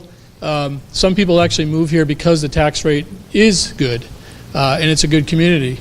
And, you know, I didn't come here from Boston, I came here from Merrimack, but I just wanted to make sure that we factor that in as well. I would like to retire in this town if I can, and, you know, if we add $500 to the tax rate every year, that isn't going to happen. That won't be possible unless I win a scratch ticket lottery or something like that. So, thank you.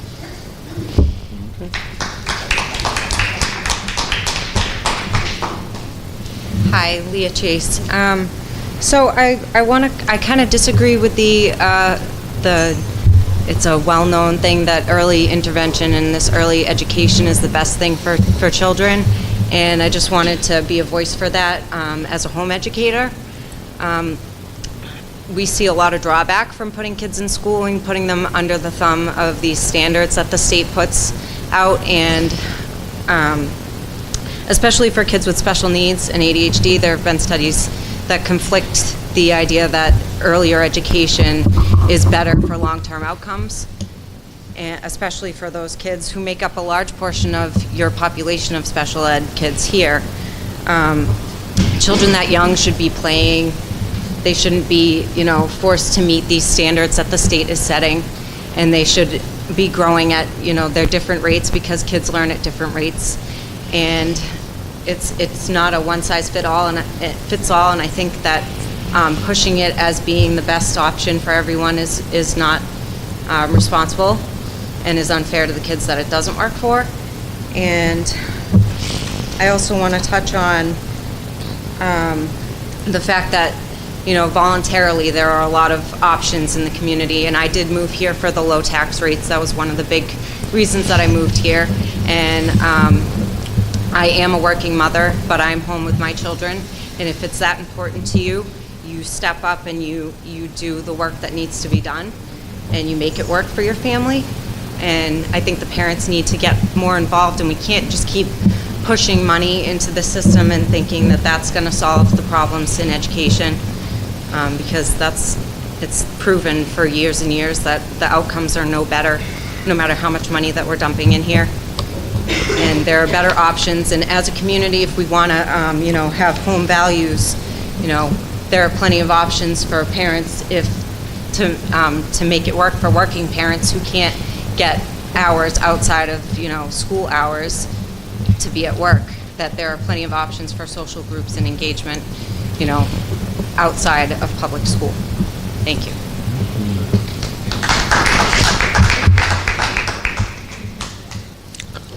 All right, Mr. Campana.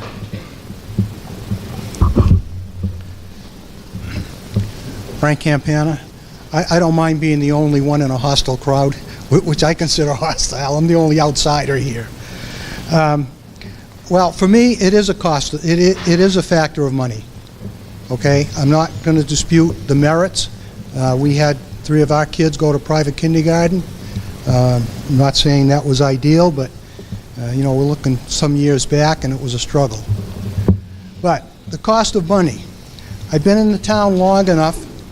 I can only wonder with this plan is what year, if this is implemented, what year will be coming up that will need more teachers or another teacher, another helper. I think it was the 4th and 5th grade that were moved to this school from the elementary school, I believe, and I think some of that factor was due to space needs. So, you know, it's going to be class sizes. It's going to be, well, we need the space. We may go through, which we have in the past, and I don't agree with, portable classrooms to solve the problem. Well, those aren't working, so we've paid for them for 3 or 4 or 5 or 6 years. Now we need to add on to a school, or we need another school. So this has very, very long-range monetary implications. This is, and I'm not an educator, and I'm not very good with figures, but I'll tell you, this is a low-ball number to get a foot in the door. And I'm not disputing, I don't want to be misunderstood, I'm not disputing, you know, the benefits of kindergarten, all right? But it's the physical things that you have to provide, you know, to keep this program going. And that's going to be very scary. And I hope I'm around long enough to hear some of that. Classroom size, transportation, some of it's already been mentioned, and I apologize, I didn't pick up whatever you referred to, and some of that may be addressed on there, so I apologize for, reiterating it. But this is a lowball number. And I don't think anybody would honestly dispute that. And I stress the word honestly.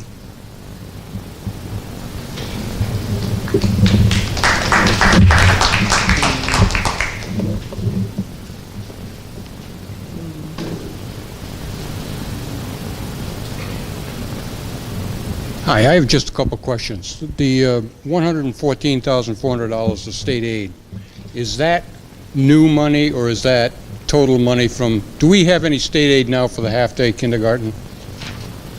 Right. So on the first slide, the state of, I don't know that it's the first slide, but towards the beginning, the state pays for half of the per student adequacy amount for kindergartners in half-day programs, so $1,800, and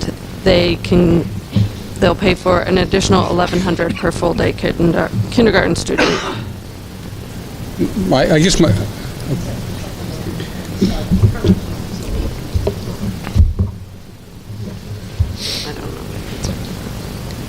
Okay, right now we're getting $1,800 for half a day, and we're going to get an additional $1,100.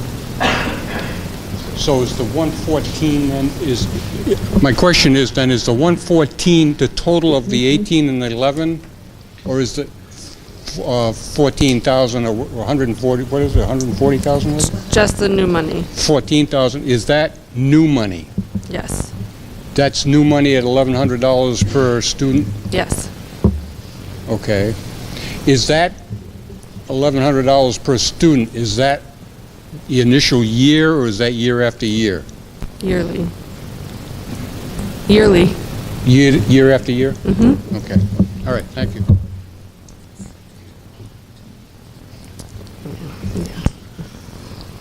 All right. Anybody else like to speak to Article 6? Mr. Campana wishes to speak again. Since nobody else seems to be interested in speaking, I'll recognize him. Thank you. I want to impress upon, when I said this is a lowball number, I didn't mean to imply that it's a purposely manufactured lowball number. It's the best information that you have, but it's still a lowball number. And that's all. Okay. Does anybody else like to speak to Article 6? Okay. For anyone who is looking for options outside of public school for children, there are opportunities at the library. There's a great home education group here in town called Weare Home Educators. It's a voluntary group. It's a co-op. You pay a small fee every year, and you meet, and they get social engagement and arts and crafts, and there are options outside of the kindergarten here, just so everyone knows. All right. Thank you. Anybody else looking to speak to Article 6? Nobody else is looking to speak to Article 6? Then we'll move on. The motion's been made to restrict reconsideration on Article 6. It's been moved and seconded to restrict reconsideration on Article 6. All those in favor signify by saying aye. Aye. Those opposed? All right, ayes have it. We'll move on now to Article 7. Shall the Weare School District vote to raise and appropriate the amount of $28,353 for the cost of 1/3 of a school resource officer to be divided among the Weare School District, the John Stock Regional School District, and the town of Weare.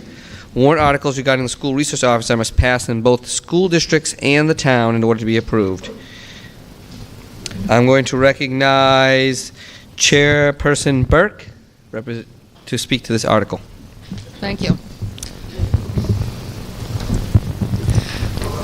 As stated on the slide, This article calls for $28,353 to cover 1/3 of the cost of the student resource officer that this district would pay, and it would cover the 180 days that school is in session. John Stark District would also pay 1/3 of the cost, the same $28,353. And the town would pay for the other 1/3. The designated SRO would be a dedicated police officer for the town during the summer, when our population increases, almost doubles, due to campgrounds and summer vacationers. The police chief and the school administrators would work collaboratively to develop the schedule and the hours when the SRO would be in which one of our 3 school buildings. As I said earlier in my remarks, safety across the SAU is a top priority this year, not just for our students, but for our staff also. We have made significant outside building safety measures with the help of infrastructure grants that we received. But the presence of an SRO would also enhance the inside the building safety issues. The National Association of SROs focuses on a 3-pronged approach to the role of an SRO. 1, that person would be an educator/teacher or seen as a guest lecturer and might give classes such as the DARE program that we used to have but no longer do because there's no staffing for it. The second part of the approach is an informal counselor or mentor for students. And the third, that person obviously is a law enforcement officer. The latest statistics that I was able to find indicate that the number of SROs across the country goes back to 214, so that's 5 years out of date. But the number I found said that then, across the USA, there were 17,000 SROs in our public schools. And I was able to find that in 2018, in New Hampshire, 60 of our school districts had upwards of 100 school resource officers. You can see from the slide that there are some of the benefits of having an SRO in our schools. Building a positive community relationship with students and the police department. Community policing is one of the priorities that our police department focuses on, of the department working with the community to develop relationships. So having a school resource officer in our building would just enhance that philosophy. Another element is the creation of a safe learning environment. And you've heard all of us up here talk about how important that is, that our students have a safe environment in which to learn. It would also give us additional support for preventative practice. And it would help with the on-site implement and practice of emergency operation plans, which all buildings have and are updated on a regular basis. It will also enhance the safety both inside and outside the school. I heard a school resource officer, some school out near the coast, saying that every threat is a serious one and will be considered serious until proven otherwise. So if there is some kind of a threat that is heard about what's happening in the school, the resource officer as well as the staff takes that seriously until they can prove it's not a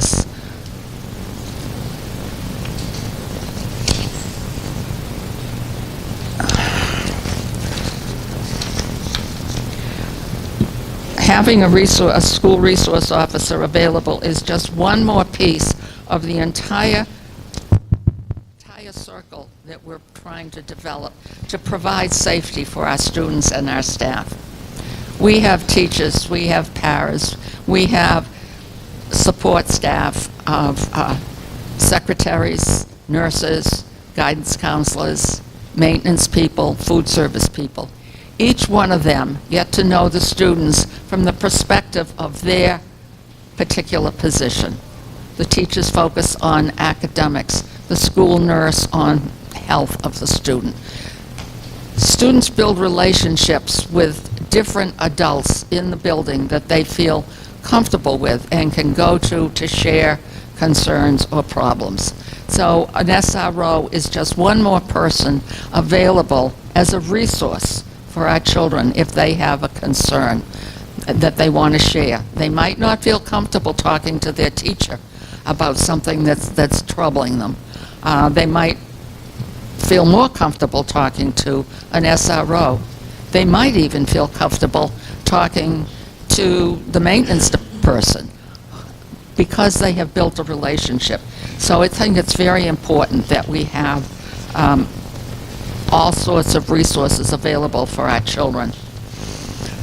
And that goes for an SRO. That person, be it a man or a woman, of course is a law enforcement officer, but also builds a relationship and is able to identify from their perspective, their training as law enforcement, signs that a child might be headed for trouble or in need of additional resources. They may be able to keep a child out of the criminal justice system. Their goal is not to arrest children and put them in jail. It's to prevent that from happening and get them the help that they need. They provide positive interventions. And I want to stress that, positive interventions, like keeping them out of the criminal justice system. They're able to perhaps point out mental health issues and be able to get the student the resources they need to help them. The Secret Service has just issued in 2018 a comprehensive report on school safety, stating that having an SRO in a school is not necessarily to respond to a crime or a violent act already occurring. Rather, it is a valuable resource to prevent crime in the first instance. Their report highlights many of the statements that are up there on that slide that I read to you earlier. Likewise, Homeland Security, that has worked with our administrators in the past year, has recommendations for enhanced school safety and the value of having a trained SRO as a preventative measure in assessing threats and behaviors to our students.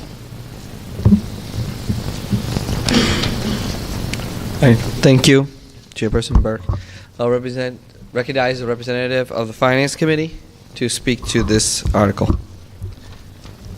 Thank you, Mr. Moderator. The chairman being indisposed, she asked me to read the recommendation of the Finance Committee. The Finance Committee does not recommend this article. One person voted in favor, 11 voted to not recommend it, and one person abstained. This article appears in all three warrants this year, town and both schools. For the article to be adopted, a majority of voters in each district must support it. The school resource officer would be a member of the Weare Police Department and would split time among the three paying entities, Weare Schools, John Stark during the school year, and the town of Weare when school is not in session. The SRO is not there to primarily provide protection to students against violent incidents unless they happen to occur while the officer is at the specific school at the time. The committee is concerned that the position duplicates functions already supported by school staff, may require an additional cruiser, and may take an officer from our existing police force, as the police union contract provides a preference for hiring from within. The committee believes that a higher priority must be given to other town and school needs.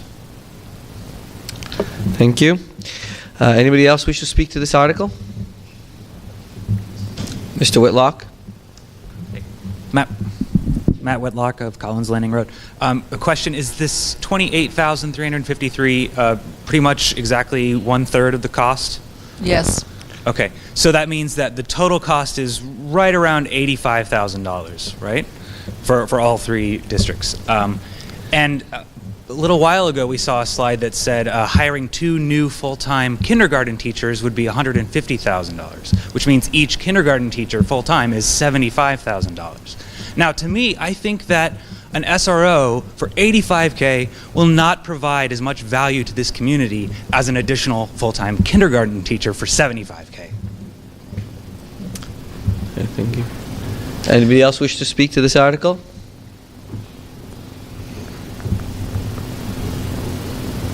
Mr. Campana?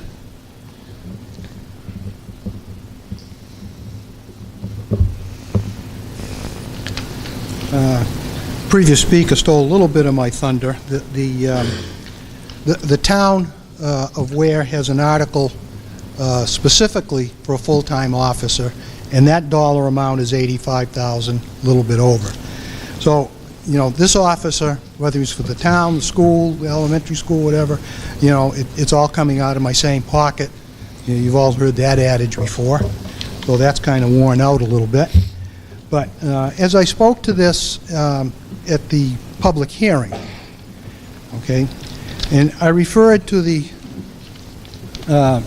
well, thankfully the superintendent provides me with a copy of what you have up there because I can never follow that or write fast enough. The very first page, we are proud of our schools. This is Center Woods Elementary School. Implementing a state-of-the-art, featuring a safe educational environment, including increased understanding about how childhood traumas impact learning.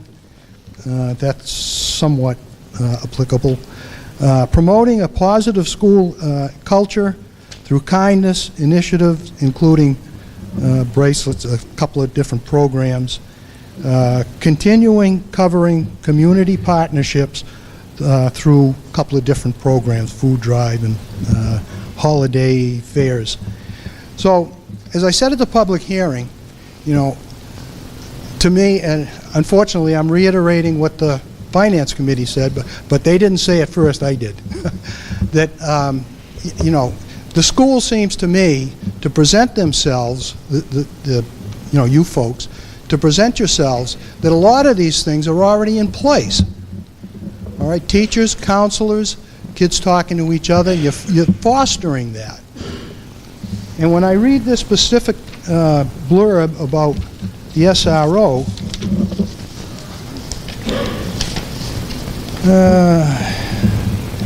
building a positive community relationship with students and police department, okay? You know, $85,000 a year, I don't want an officer friendly. Believe me.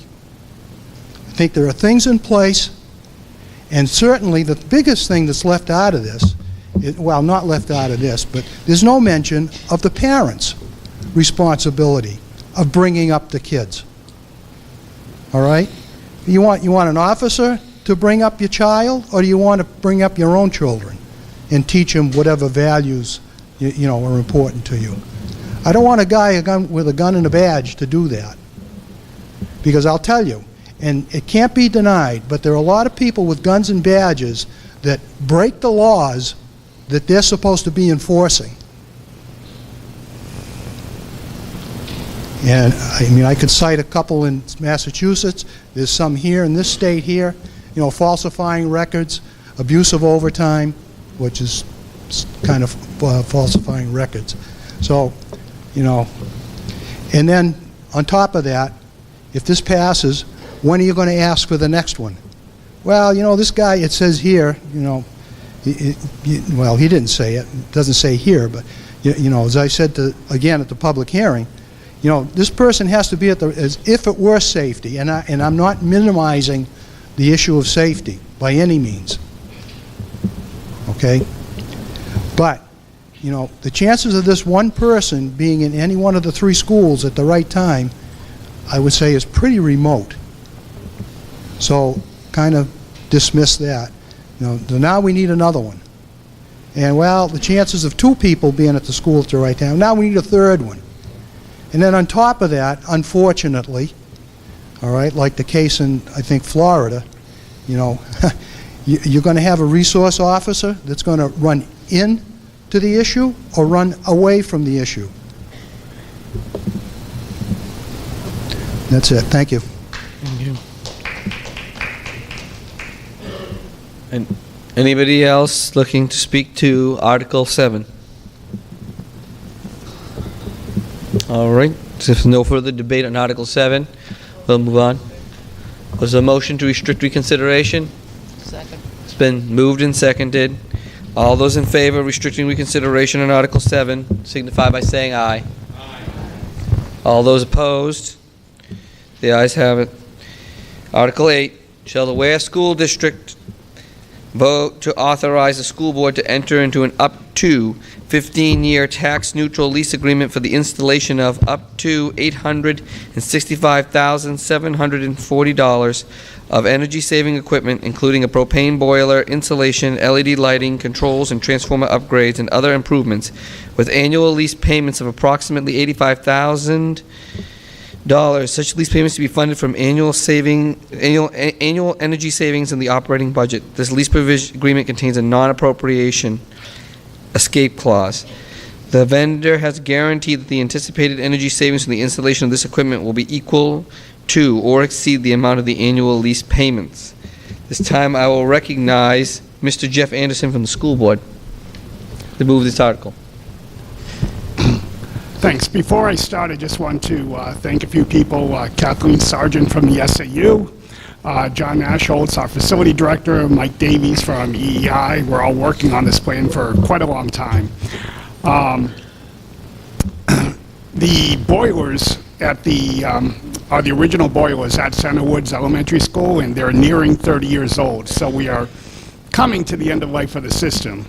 And we are trying to pass this article to replace the boiler at a cost-neutral basis with proper foresight and planning prior to it breaking and needing costly emergency repairs and/or replacement. When we initially looked at this, it's a heating system and an energy project. We initially looked at a lot of different options. Initially, the initial numbers were at $1.4 million, but we scaled it back down, cut where we could to get a proposal that is going to be cost neutral to the district or to the taxpayers. So, as was said in the article, a couple of the big things we're going to be replacing, the proposal is to replace the boiler with a propane boiler, insulation, put in LED lighting, add in new controls and a transformer upgrade to this heating project. The lease payments that we're going to incur will be $85,000 a year, but that will be added on one line item, but on the offset of that will be fuel savings, both fuel and electricity, to counteract that, so that at the end of the day, it'll be a cost-neutral basis to the taxpayers. Plus, we'll have a new heating system, in replacing a 30-year-old system. So I think it's kind of like a win-win for us because it's no cost and we replace something that's going to need to be replaced anyways. Plus, just want to add in, the vendor is guaranteed that anticipated savings to be equal to or to exceed the annual lease payments. They've shown us a few examples of other districts that had this where they actually were exceeding the cost savings. So it actually was a benefit to the taxpayers, and they gave us a couple of those examples at the last school board meeting. That's all I have. Thank you, Mr. Anderson. Now I'll recognize the chair of the Weare Finance Committee. The Finance Committee supports this 15-year tax-neutral lease proposal. The boiler at Center Woods is original 1990 equipment and needs to be upgraded. In anticipation of replacing the boiler, the school board proposed in 2018 a warrant article to add $75,000 to the school building expendable maintenance trust fund. The committee did not support it and it failed. The committee recommended the school board go to a similar tax-neutral route like John Stark did in 2018. They have done that. This proposal will provide a new propane boiler installation, LED lighting, and controls transformer upgrades. The annual energy savings are guaranteed to offset annual lease payments. Thank you. Ms. Davis. Is anybody else wish to speak to Article 8? Yes. All right, thank you. Tom Flaherty, Sunrise Lane. I just have a question. I'm a little curious on how this works. You mentioned that they exceeded, the savings exceeded the payment. Do you know what happens if it doesn't? This is a long number of years, so just curious in the future, what happens if that happens? Well, basically, they're guaranteeing it, so they'll make up They make up the difference? Okay, all right. And I just have a recommendation. Looking at the John Stark proposal from last year, they had a line item listing of all the, like the propane boiler, et cetera, all the equipment that the Finance Committee had listed in there. And it would be good to see that on the warrant, just good information. I think it was helpful to read their update. So, thank you. Thank you. Anybody else wish to speak to Article 8? So, seeing as nobody else wishes to speak to Article 8, we'll move on from this article. There's been a motion to restrict reconsideration on Article 8. All those in favor of said motion signify by saying aye. Aye. All those opposed? The ayes have it. Now we'll move on to other business. Understand that Chairperson Burke and Vice Chair Lisa Johnson both wish to speak about different matters. Yes, thank you. I want to speak about the estimated tax. Right up there. Here we go. Right there. Okay. Can you hear me now? The estimated tax impact on the proposed budget. The projected 2018-2019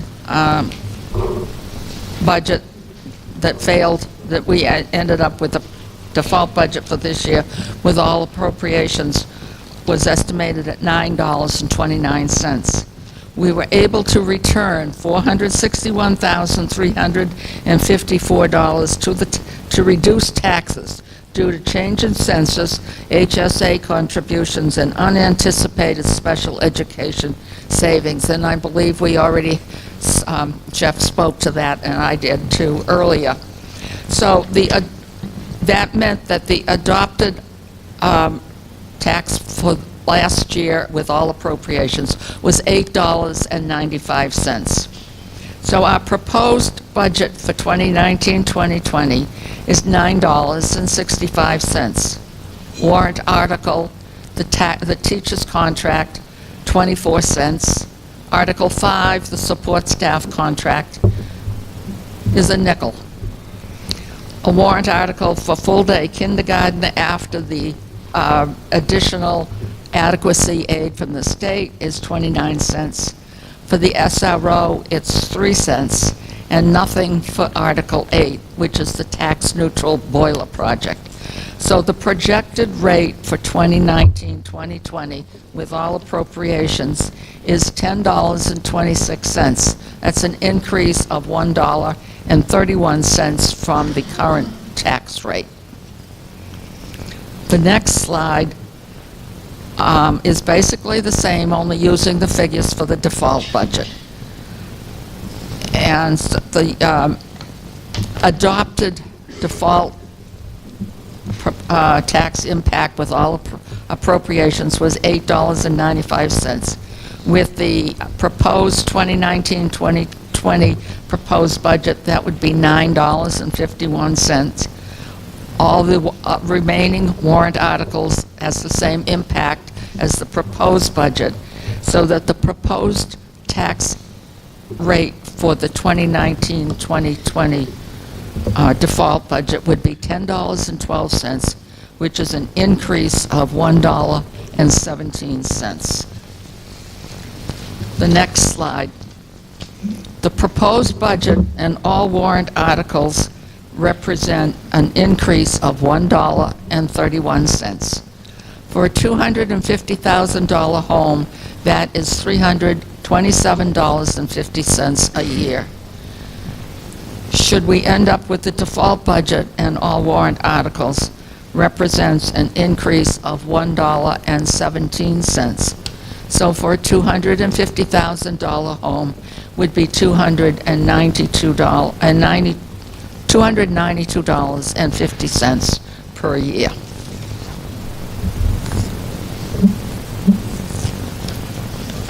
That Okay. concludes. Okay, so now we're going to recognize Vice Chair. Before I finish, I want to thank everyone for coming tonight. Again, I want to thank the teachers who live outside of Weare for babysitting so that all the other teachers and paras could be here tonight. I want to thank our administrators, our staff, all our staff, right down to the bus drivers, the maintenance people, the food service, the secretaries, the teachers, the paras. Without you, we wouldn't get very far. We need all those people and the support of the community. So again, thank you for your support for the education of the children in our town.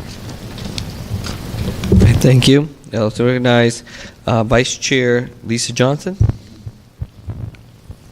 Thank you. I'd like to take a moment here to recognize our board chair, Marge Burke. Marge has made what I know was a very difficult decision for her, and that is not to run for another term on the school board. Marge has served on the school board for the past 16 years, the last 5 as the board chair. She's also served as the chair of the SAU 24 board for the past 10 years. During her time on the school board, Marge has been a frequent, visible, and enthusiastic presence in the schools. She has visited classrooms, attended school events, including field trips, and even served as a judge for competitions such as the Invention Convention. She has tirelessly campaigned for school budgets, staff contracts, and other initiatives that benefit students. She has met with members of the public as well as members of town committees to share information and answer questions regarding school warrant articles.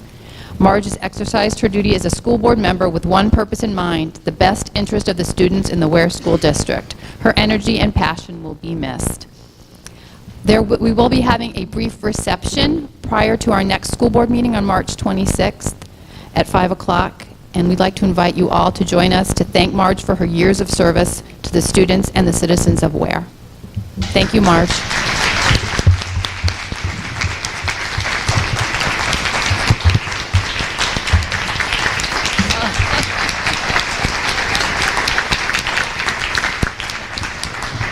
And Mrs. Potter has something here with some little helpers for you.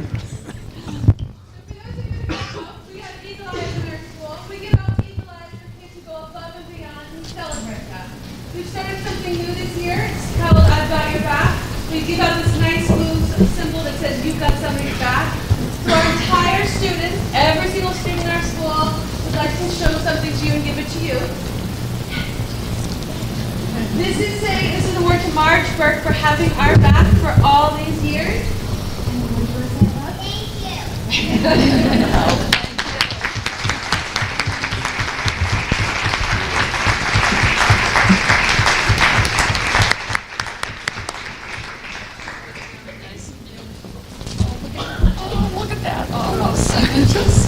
All right. Thank you, thank you. Okay. As Lisa said. Okay. Oh, yeah, I need the microphone. Hold it. This was not necessarily the easiest decision in the world to retire, but if I were 20 years younger, I wouldn't be retiring. I'd still be doing this work that I love so much. But last year was a very difficult year for me, physically and emotionally. As most of you know, my husband died in September after 9 years of struggling with Alzheimer's disease. So caregiving is a very difficult job, and losing a spouse of 59 years is a huge loss in my life. And I need time to reclaim myself, figure out who I am again. However, I'm not going anywhere. I'm going to stay right here in town. I'm going to be the #1 community cheerleader for children's education here in town. So I want to thank you all for the privilege and the honor of serving on this school board and promoting what's best for kids. I love the work and I love the kids, and I'm going to miss it, but I'm going to be around. Maybe I'll still get to judge invention conventions and go on field trips and things like that. So thank you very much. Just thank you for all the students. This is wonderful.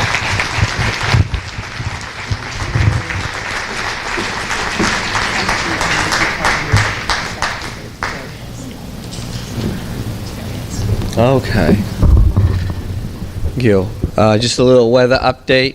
If I understand, it's salted out there, but it's very icy, so advised to be very careful out there. We don't want to have any accidents in the parking lot. Or the road. Or anywhere, just be safe. All right. Thank you all for coming out tonight, for everyone from Mr. Campana to the people who said absolutely nothing. Thank you for coming and participating in this almost 400-year tradition of community meetings. Is there any other business to be brought before this meeting? Is there a motion to adjourn? It's been moved and seconded to adjourn. All those in favor of adjourning, signify by saying aye. Aye. Those opposed? We are adjourned.